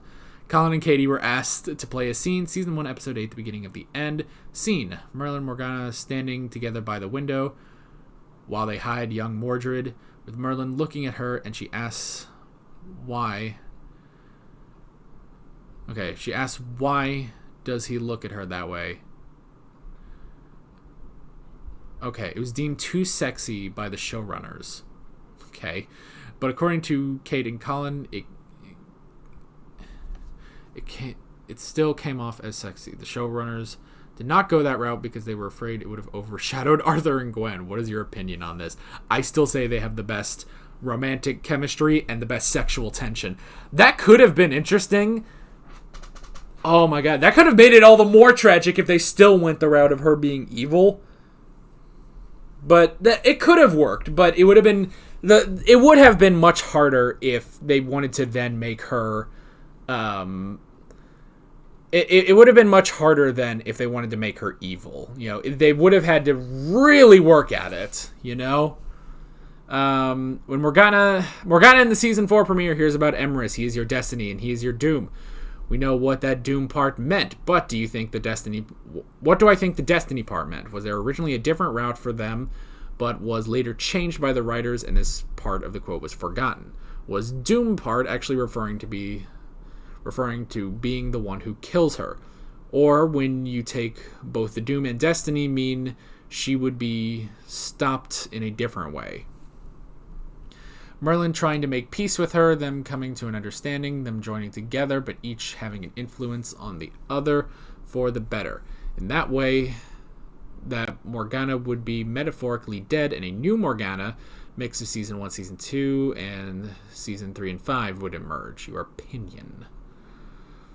Okay, so basically, like, if they redeemed her, and, basically she would, again, like, be season 1, season 2, just maybe, I guess, edgier. She'd just be super edgelord Morgana at that point, but she'd still be good. They could have done that. I don't know. It would have been interesting. I think when it's like, oh, he is your doom and he is your destiny, I kind of just took it to be the same thing. Like, he is going to be the end of you. But yeah, I could see them doing that. That could have been interesting. Again, it's like there are a couple routes they could have gone with Morgana that they didn't end up going, which, yeah, that would have been interesting. I don't know. And you could almost see her as like if she got redeemed, I guess she would be more like Vegeta, where it's like, he's still kind of a son of a bitch, but, better. Until eventually, yeah, it's like, okay, he's still kind of an asshole. Or maybe she could be, sort of like Bakugo. It's like, yeah, she's kind of got a chip on her shoulder the size of East Texas, but she's not trying to kill us, Maybe it could be like that. I don't know. Do you think Merlin, the character, changed for worse as seasons went by? He went from a kind, sweet young man who gave his life to protect people he just met days ago to a cold guy who would do anything to protect Arthur, even kill. Was this behavior of Merlin obsessive and unhealthy? We see that after 1,500 years later, Merlin still waits for Arthur's return. Merlin's line that he was born to serve Arthur was something he came by himself. The prophecy never said anything about that.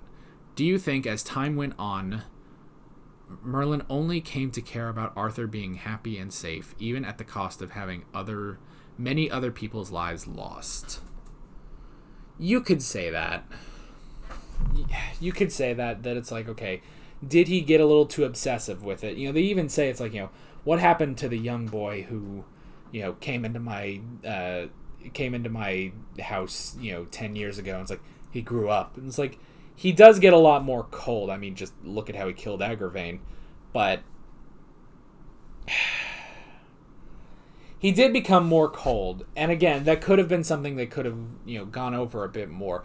But honestly, I do understand. And that's true that, that is true that, it's like, okay, he does become a lot more obsessive, and it's him that says, like, oh, it's my destiny to protect Arthur. Maybe he goes to a few too many extremes. I don't know. I guess because you could say, it's like, oh, it's for the greater good.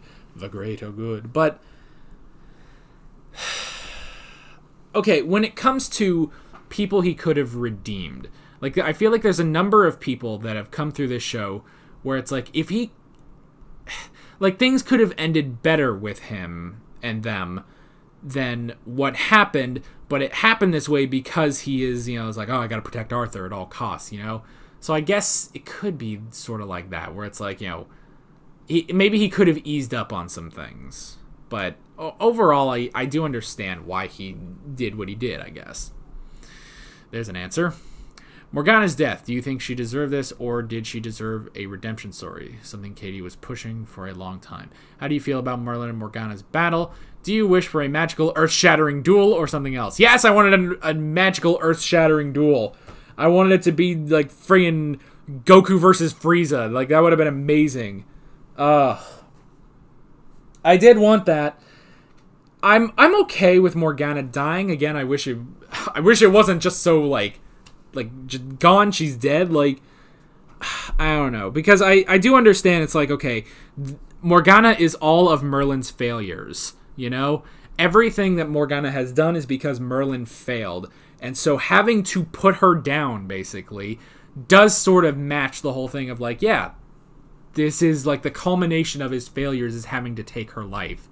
So I could understand that, but I feel like it needed a bit more focus. So honestly, this probably should have been a 3-parter, now that I look at it. Do you think Kara was right to condemn Arthur in Camelot, and was Mordred in the right for turning against Camelot? Did Arthur feel betrayed that Mordred simply escaped, or because he had magic?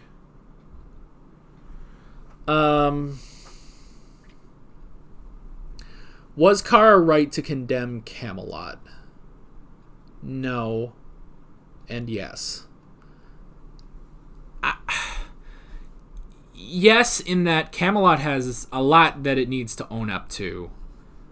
But no, in the fact that basically trying to kill Arthur doesn't help.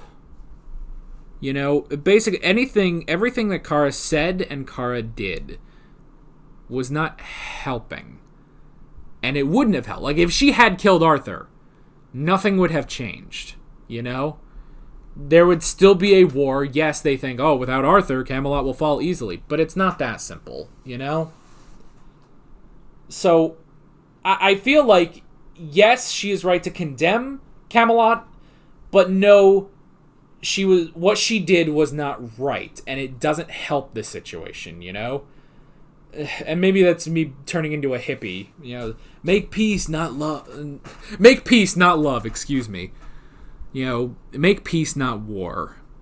It's like, try to find a better solution than just more bloodshed.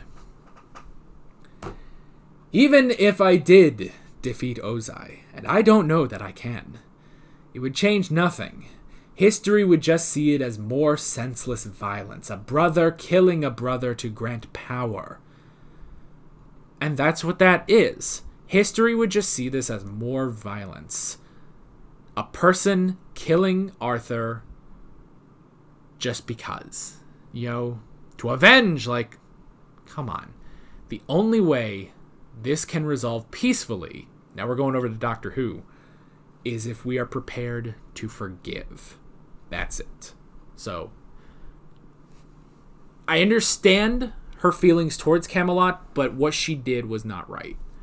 So, do you think Gaius and Uther's friendship was toxic? Ooh. And do you think that friendship parallels that friendship parallels Merlin and Arthur's friendship? Both Gaius and Merlin can He said they can be enablers for Uther and Arthur, even when they're clearly in the wrong. Enablers. Ooh. I could see that on a couple cases, not completely, you know? Like, there were definitely times where Gaius or Merlin were like, hey, you shouldn't do this thing, and they were pretty much just silenced, you know? But I can see that. Was it a toxic friendship? I don't really know. I think it was I don't really know how to put it. Like, it's a friendship because, you know? It's like they were friends before that, but then, you know what it was? It was basically, Uther definitely became a toxic person, but Gaius didn't just stay friends because, like, oh, he's just my old friend. It's like, I almost feel like Gaius stayed Uther's friend to try his damnedest to keep him in check, you know? I think it would be more like that. Which, again, also sort of parallels Merlin and Arthur, with Merlin trying to eventually sway Arthur over to sorcery. And it didn't always work between these two friendships, but I kind of feel like it would be more that. So, yeah. Why was Merlin always non-active instead of being proactive? We only see him reacting to events. He never tries to improve the lives of magic folk. Yes, I will. I understand that. I understand that it's always reactionary. Reactions. Everything that has happened is always in response to a villain. You know, Morgana is proactive. I understand that. I guess, I don't know, it would have been interesting to see Merlin more proactive, you know, trying without any, you know, cause to try to sway Arthur more towards sorcery and everything. That could have been interesting, but I do understand, because he got it in his head that his role is to protect Arthur, that, you know, he can't do anything. Like, he just has to protect, he attack, but he is not proact, is what I'm trying to say. Arthur's opinion towards magic. He never did accept magic personally and in his kingdom. He only did it with Merlin, and that was because he was on his deathbed, where people usually do tend to forget and forgive. If circumstances were different, do you think he would still accept Merlin or not? Okay, what I assume this means is, if Arthur found out end of season 3 or 4, let's say 4, end of season 4, Arthur finds out that Merlin has magic and he's not dying. Would he have accepted Merlin? After a while, yes. I do think he would have he would have had to have processed it like he processed it here, you know? Because it's not just a full, like, oh, well, I forgive you, you know, immediately and stuff. It's like, there was a lot of processing that Arthur had to go through in this episode. So, I think he would accept Merlin, you know? Because I feel like that would be the final, like, yes, Arthur is a good man. Like, this is when he finally, like, when he is confronted with his best friend having magic, I think that's when you'd be like, okay, yes. Because beforehand, it was never something personal to him. And I feel like that's the push that he needed. And that's the push that Gwen is having. Because she figures out that Merlin does have magic. She definitely figures out in that finale, that's why she is able to legalize sorcery. So, Merlin and Arthur's friendship, do you think it was based on betrayal and lies? Merlin fearing that even after 10 years of being friends with Arthur, Arthur would chop his head off. And Arthur saying he would have. He did not say that. Arthur did not know what he would have done. Which I will grant you was not great, but still. I know Merlin says he never did it because he did not wish to put Arthur in that situation. But once again, if circumstances were different and Arthur wasn't dying, would this friendship ever recover or not? Yes. Now, it could be interesting if, you know, maybe like, you know, he doesn't execute Merlin, but he's not happy with Merlin, you know, and maybe it takes like 3 or 4 episodes before they really come around. But I think that could have recovered. So, yeah. Now, he never says that he would have chopped his head off. He just says he doesn't know what he would do. which I will grant you is not much better, but still. Do you think Merlin caused all the bad things to happen?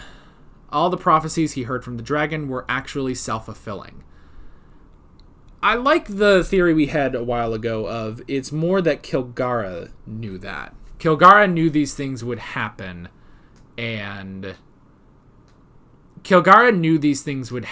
so he pushed Merlin. You could honestly put this more on Kilgara than on Merlin, you know? And does he cause all of these things to happen? Indirectly, after the turn of Morgana. Morgana is directly his fault, but everything after that is consequences of what he did to Morgana. So, technically, yes, is what I would say. Do you think Merlin would do things differently if he never heard those prophecies? Perhaps. Okay, do you believe no matter what happened that Morgana and Mordred would always turn like this? Or as Gaia said, fate is not set in stone. No, I don't think Morgana and Mordred would have ended up like this no matter what. I think honestly, there were several things Merlin could have done to prevent Morgana's turn. And if Arthur had not executed Kara, then Mordred would not have turned. So I don't think that it was set in stone. If I can quote Yu-Gi-Oh! 5Ds, there is no destiny. It's the only time in a Yu-Gi-Oh! Show where they ever say that. But no, there is no destiny. It's bullshit. Holy Jesus Christ, there's so many fucking questions. I'm happy to read them, but oh my god. We're running low on time. We're getting close to the 3-hour mark.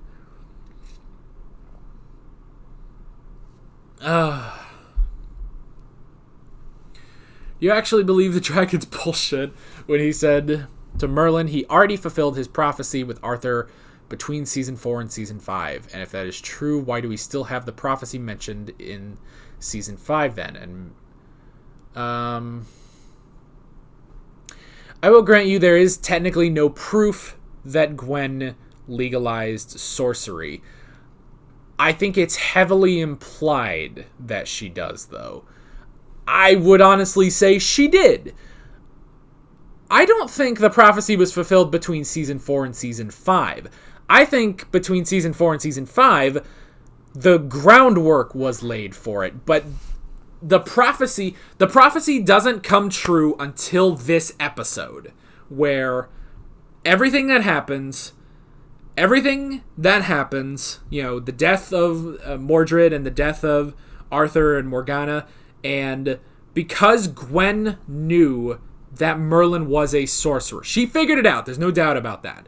I think that is what lays the groundwork for, I think that is the fulfilling of the prophecy right there. So, I think it is that the prophecy is fulfilled in this episode. So, yeah. Do you think Gaius overstayed his welcome and that his character should have been written out seasons ago to allow Merlin to grow as an independent character? He does rely on Gaius until the very end, after all. Maybe Merlin should have become the healer. No, I think it's good to have Gaius, you know. It's honestly, you know what it is? This is a lot like My Hero Academia, where, slight spoilers, I guess, you know, the whole thing with My Hero Academia is successors. That's the whole thing. And for the heroes, there's All Might and his successor, Midoriya. And for the villains, there's All for One and his successor, Shigaraki. And the thing is that All for One is now out of the picture. He's been arrested. He has no contact with Shigaraki. Shigaraki is on his own, in the same way that Morgause died and Morgana was on her own. Whereas here, on the hero side, Merlin still has Gaius in the same way that Midoriya still has All Might. So I would honestly say that's good that he still has Gaius, you know? I think that's good that he has that sort of, you know, that assistance, you know, someone to talk to about this, you know?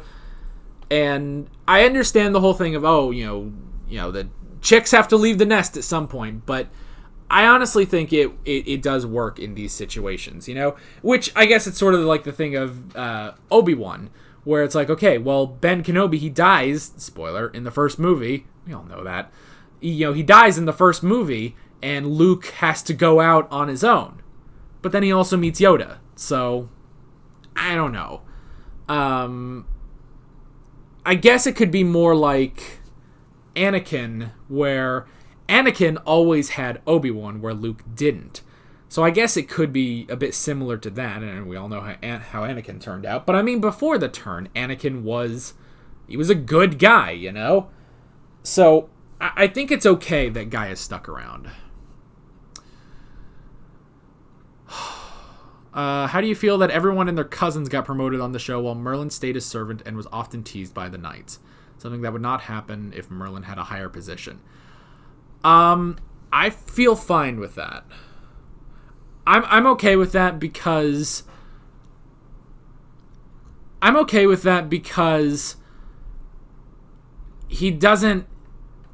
having a higher position would mean getting any sort of recognition, and the show is just not about that, as we've said.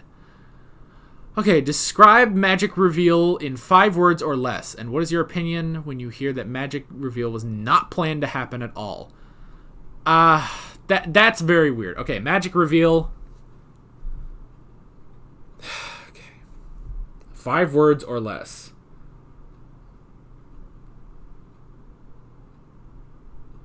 Very good.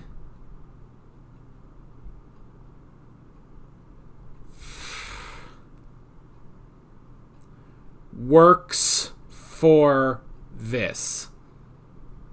Very good works for this. It works. Yeah, you could have done that a lot better, but yeah.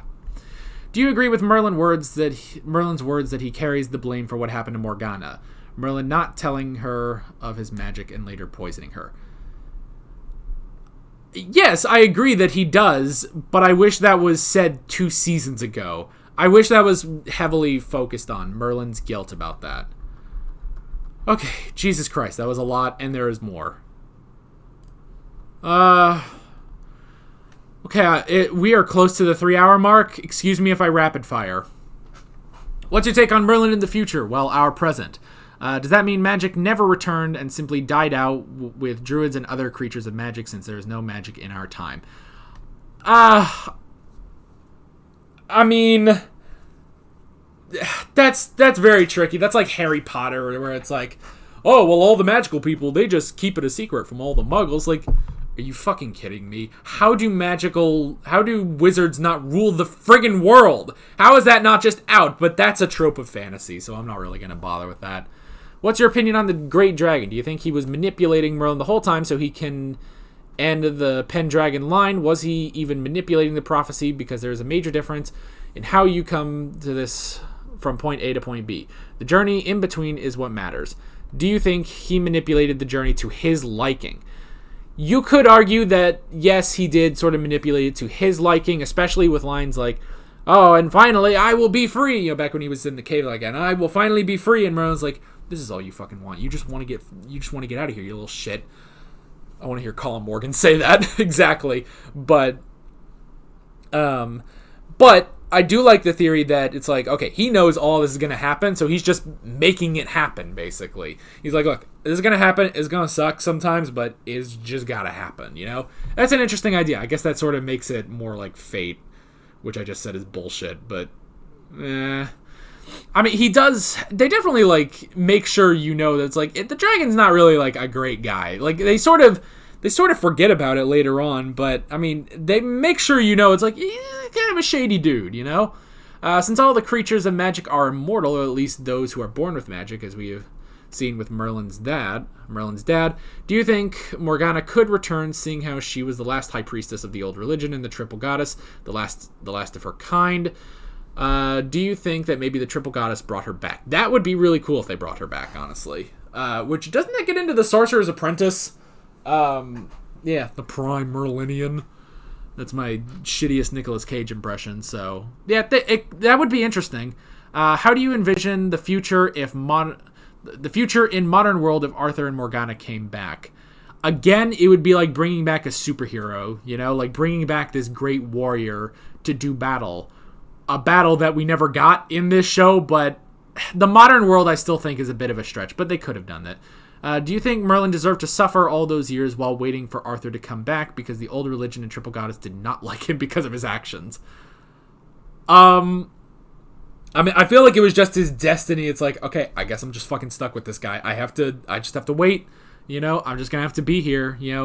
It's almost, I guess, sort of a penance for everything. Yeah, and it's like, now, did the old religion and Triple Goddess not like him? I guess that's sort of open to debate, but maybe. I don't know. Was Merlin really the champion for magic? Because twice when Arthur wanted him to change the law regarding magic, Merlin changed his mind, which caused Arthur to dislike/hate magic even more. When he lied to Arthur that Arthur's mother was lying to his ear. Is he really the champion of magic? That's very tricky. The champion for magic, I think, is a myth. It's not Merlin. It's not Morgana. I think they try. I think they definitely try to do that, but they definitely don't. But they try. I will grant them they try. Arthur led twice that we know an attack on the Druid camps, which led to a massacre. The one described by the spirit of the Druid boy. Blah, blah, blah, blah. Yeah. I'm sorry, I'm skipping over stuff. Yes. Do you think these actions were in character for Arthur, and why did magic community believe in Arthur after what he had done? Okay, well, crap, what was the second one?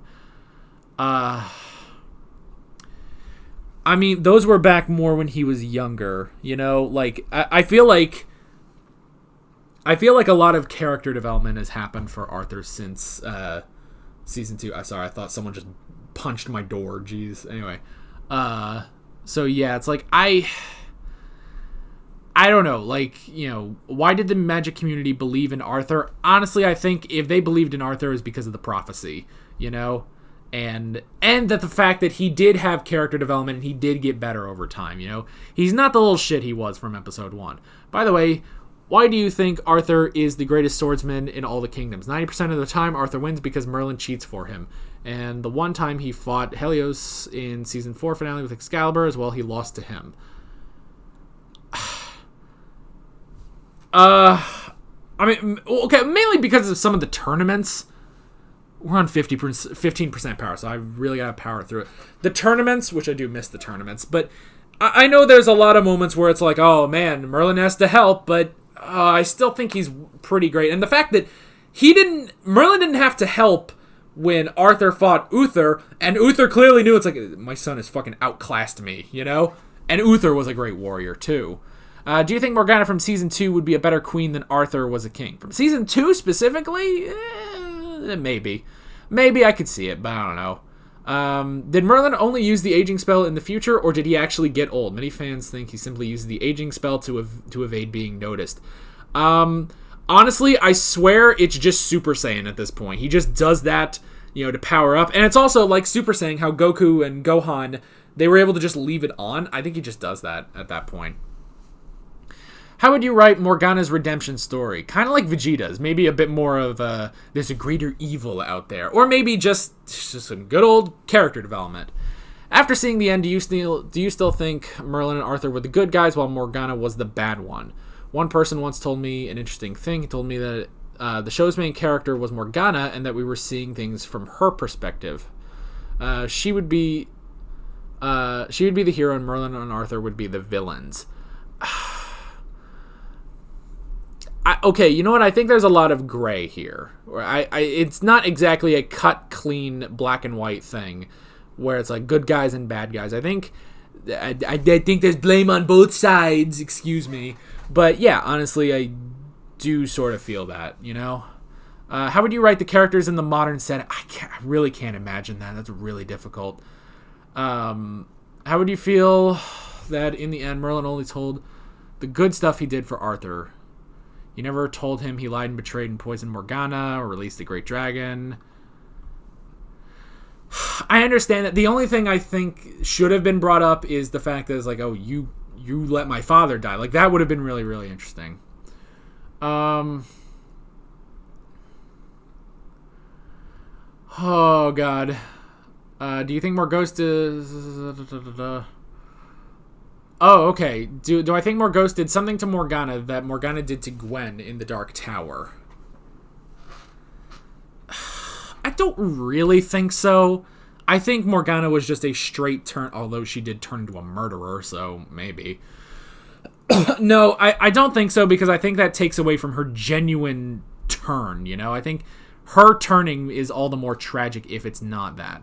What are your thoughts on more Ghost? Before answering, remember that before she attacked with Army Toys, she tried to get rid of Uther without having any bloodshed besides Uther's. That's true. She did try to, play the Nimue game. Instead of just an army, she did try a few things before just getting an army. I did like Morgause. I thought she was a really good villain and a good follow-up to Nimue.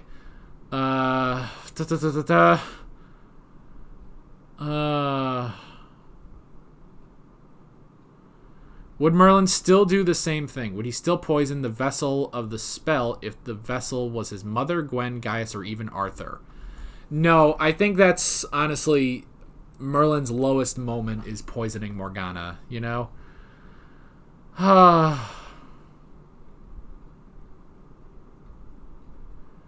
quotes are now... I'm sorry. Your futures are now joined together.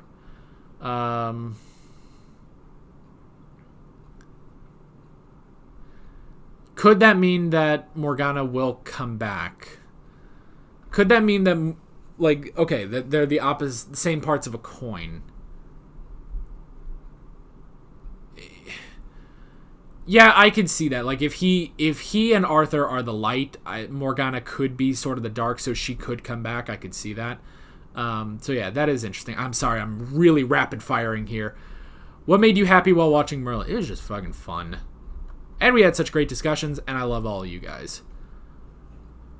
Oh my god. Okay, some of these last ones we already did. Do I think Nimue should have been the overall villain? No, I like Morgana as the villain. I just think they should have done a bit more with...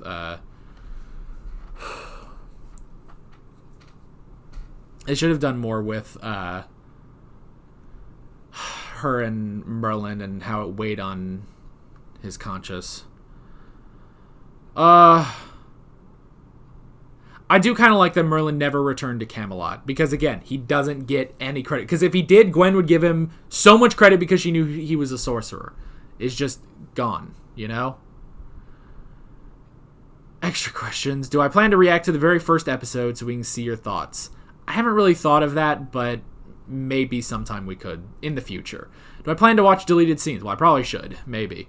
Do you plan to see other works from the Merlin cast? That'd be nice. If you read fanfics, do you plan to read Merlin fanfics? Oh, God. I don't know. Bonus question. Do I still plan to do a reaction to A Princess for Christmas starring Katie McGrath? Oh, my gosh. Maybe I might put that on a Christmas movie night poll. I did say that I kind of wanted to do that after Merlin. Watch... whatever the Hallmark Christmas thing is with Katie McGrath. So,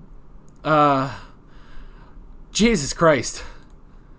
People wrote a script for season 6. That's pretty cool. Okay, some of these are repeat questions, so we're really powering through them.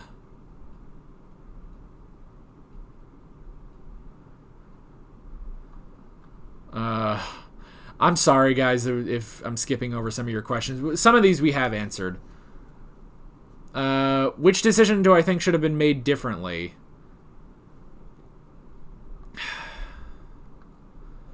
Okay, you know what?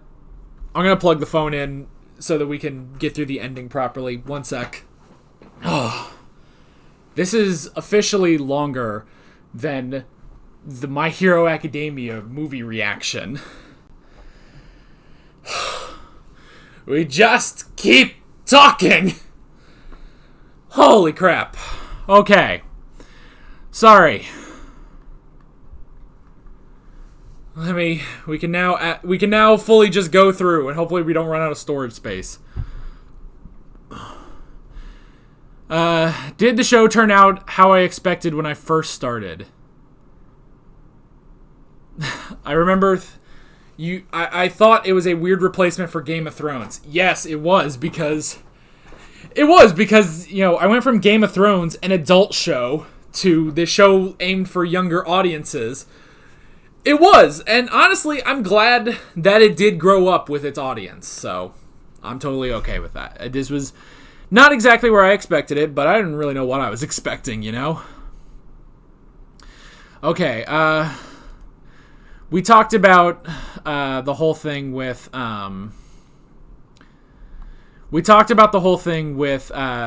Morgause doing the same thing to Morgana that she did to Gwen.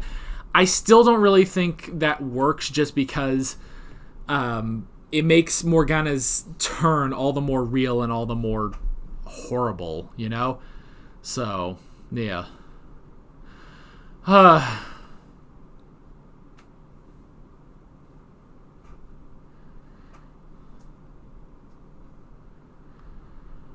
How differently do you think things would have ended if Merlin hadn't lied to Arthur when he first found out the truth about Uther from Morgause?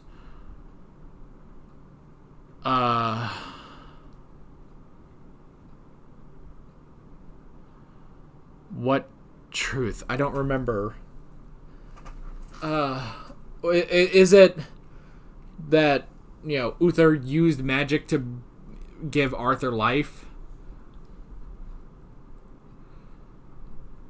I don't know. I question if Arthur would have actually killed Uther, but I don't know.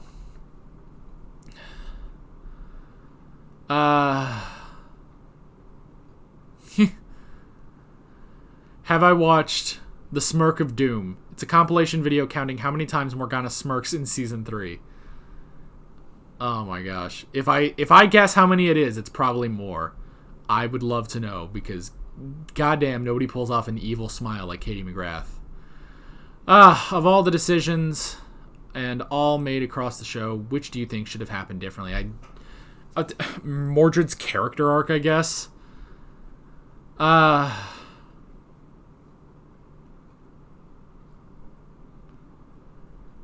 Okay.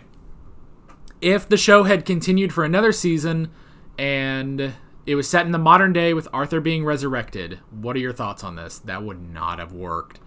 Again, I want to see him and elderly Guinevere. I think that could really work.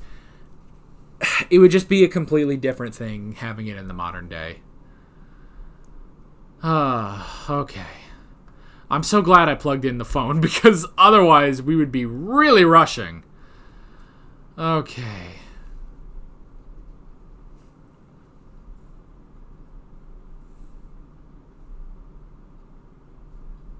Oh. So Katie McGrath said that she wanted the reveal to be Merlin saying it, and then Arthur saying, "I know, I've always known." That would have been cool. That honestly would have been cool. I like how they handled it in this episode, but that would have been pretty cool. I think I preferred this one. I think I honestly preferred this one, and it makes sense, honestly. I can understand Arthur not seeing Merlin's magic all this time. Honestly, I can. I can understand that, but yeah, I think I prefer the way they did it.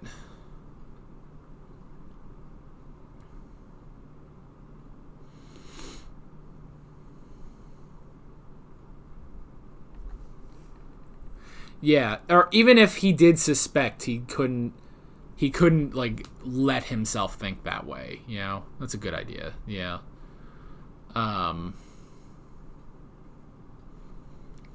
Yeah, it could be that he never would have, he would never let himself think that. Were you actually expecting Arthur to die in the finale, or did you think Merlin would find a way around it at the last minute? I thought Merlin would find a way around it. I didn't think this show would have the balls to kill him, So that was honestly very, very interesting. I genuinely didn't think they would do that. So, Merlin or the first 4 seasons of Doctor Who, which is better? Why?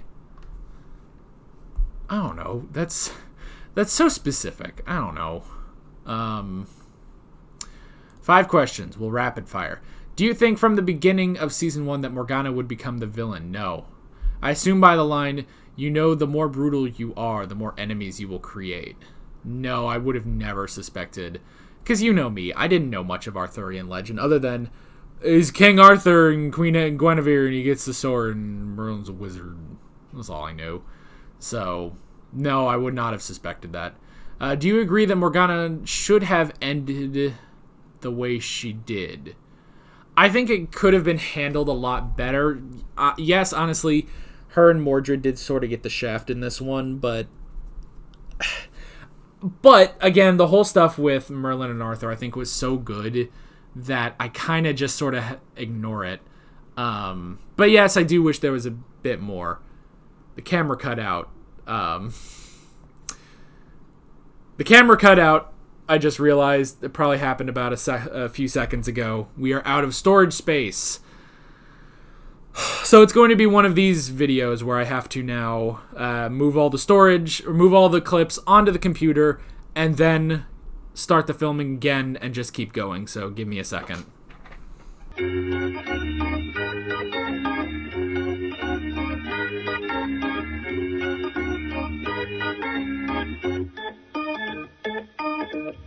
Hello and welcome back.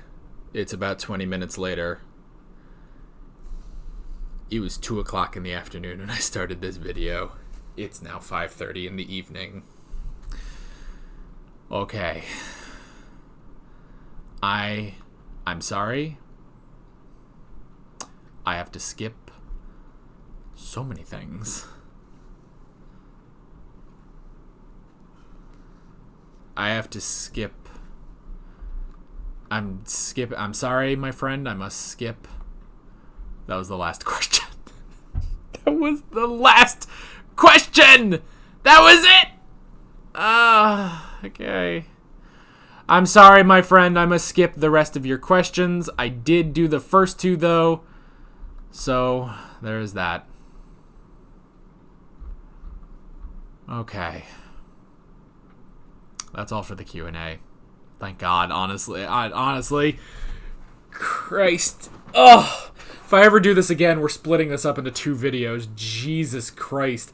This is the longest recording I've ever done for a single video.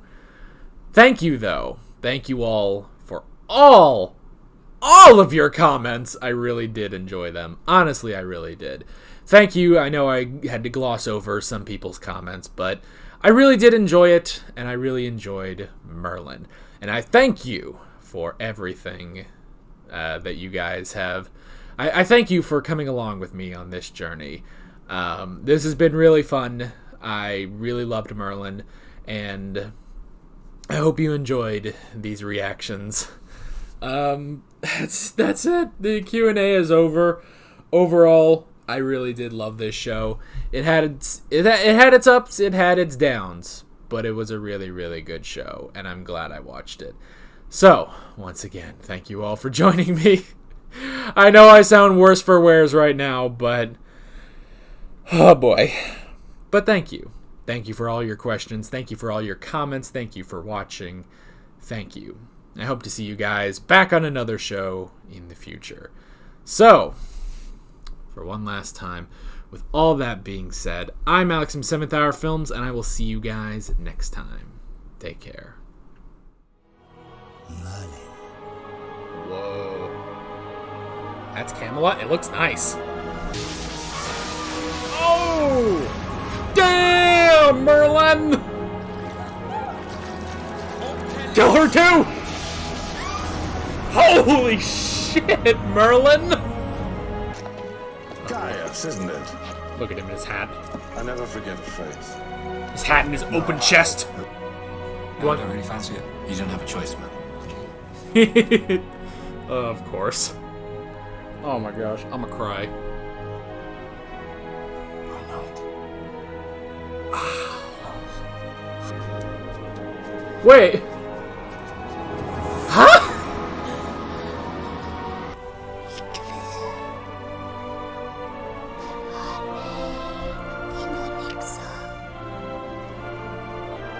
You can't just throw that at me, man! Oh, shit.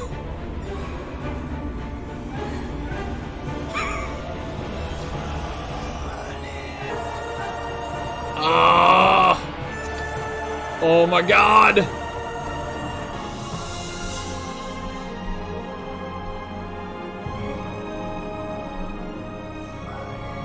Oh.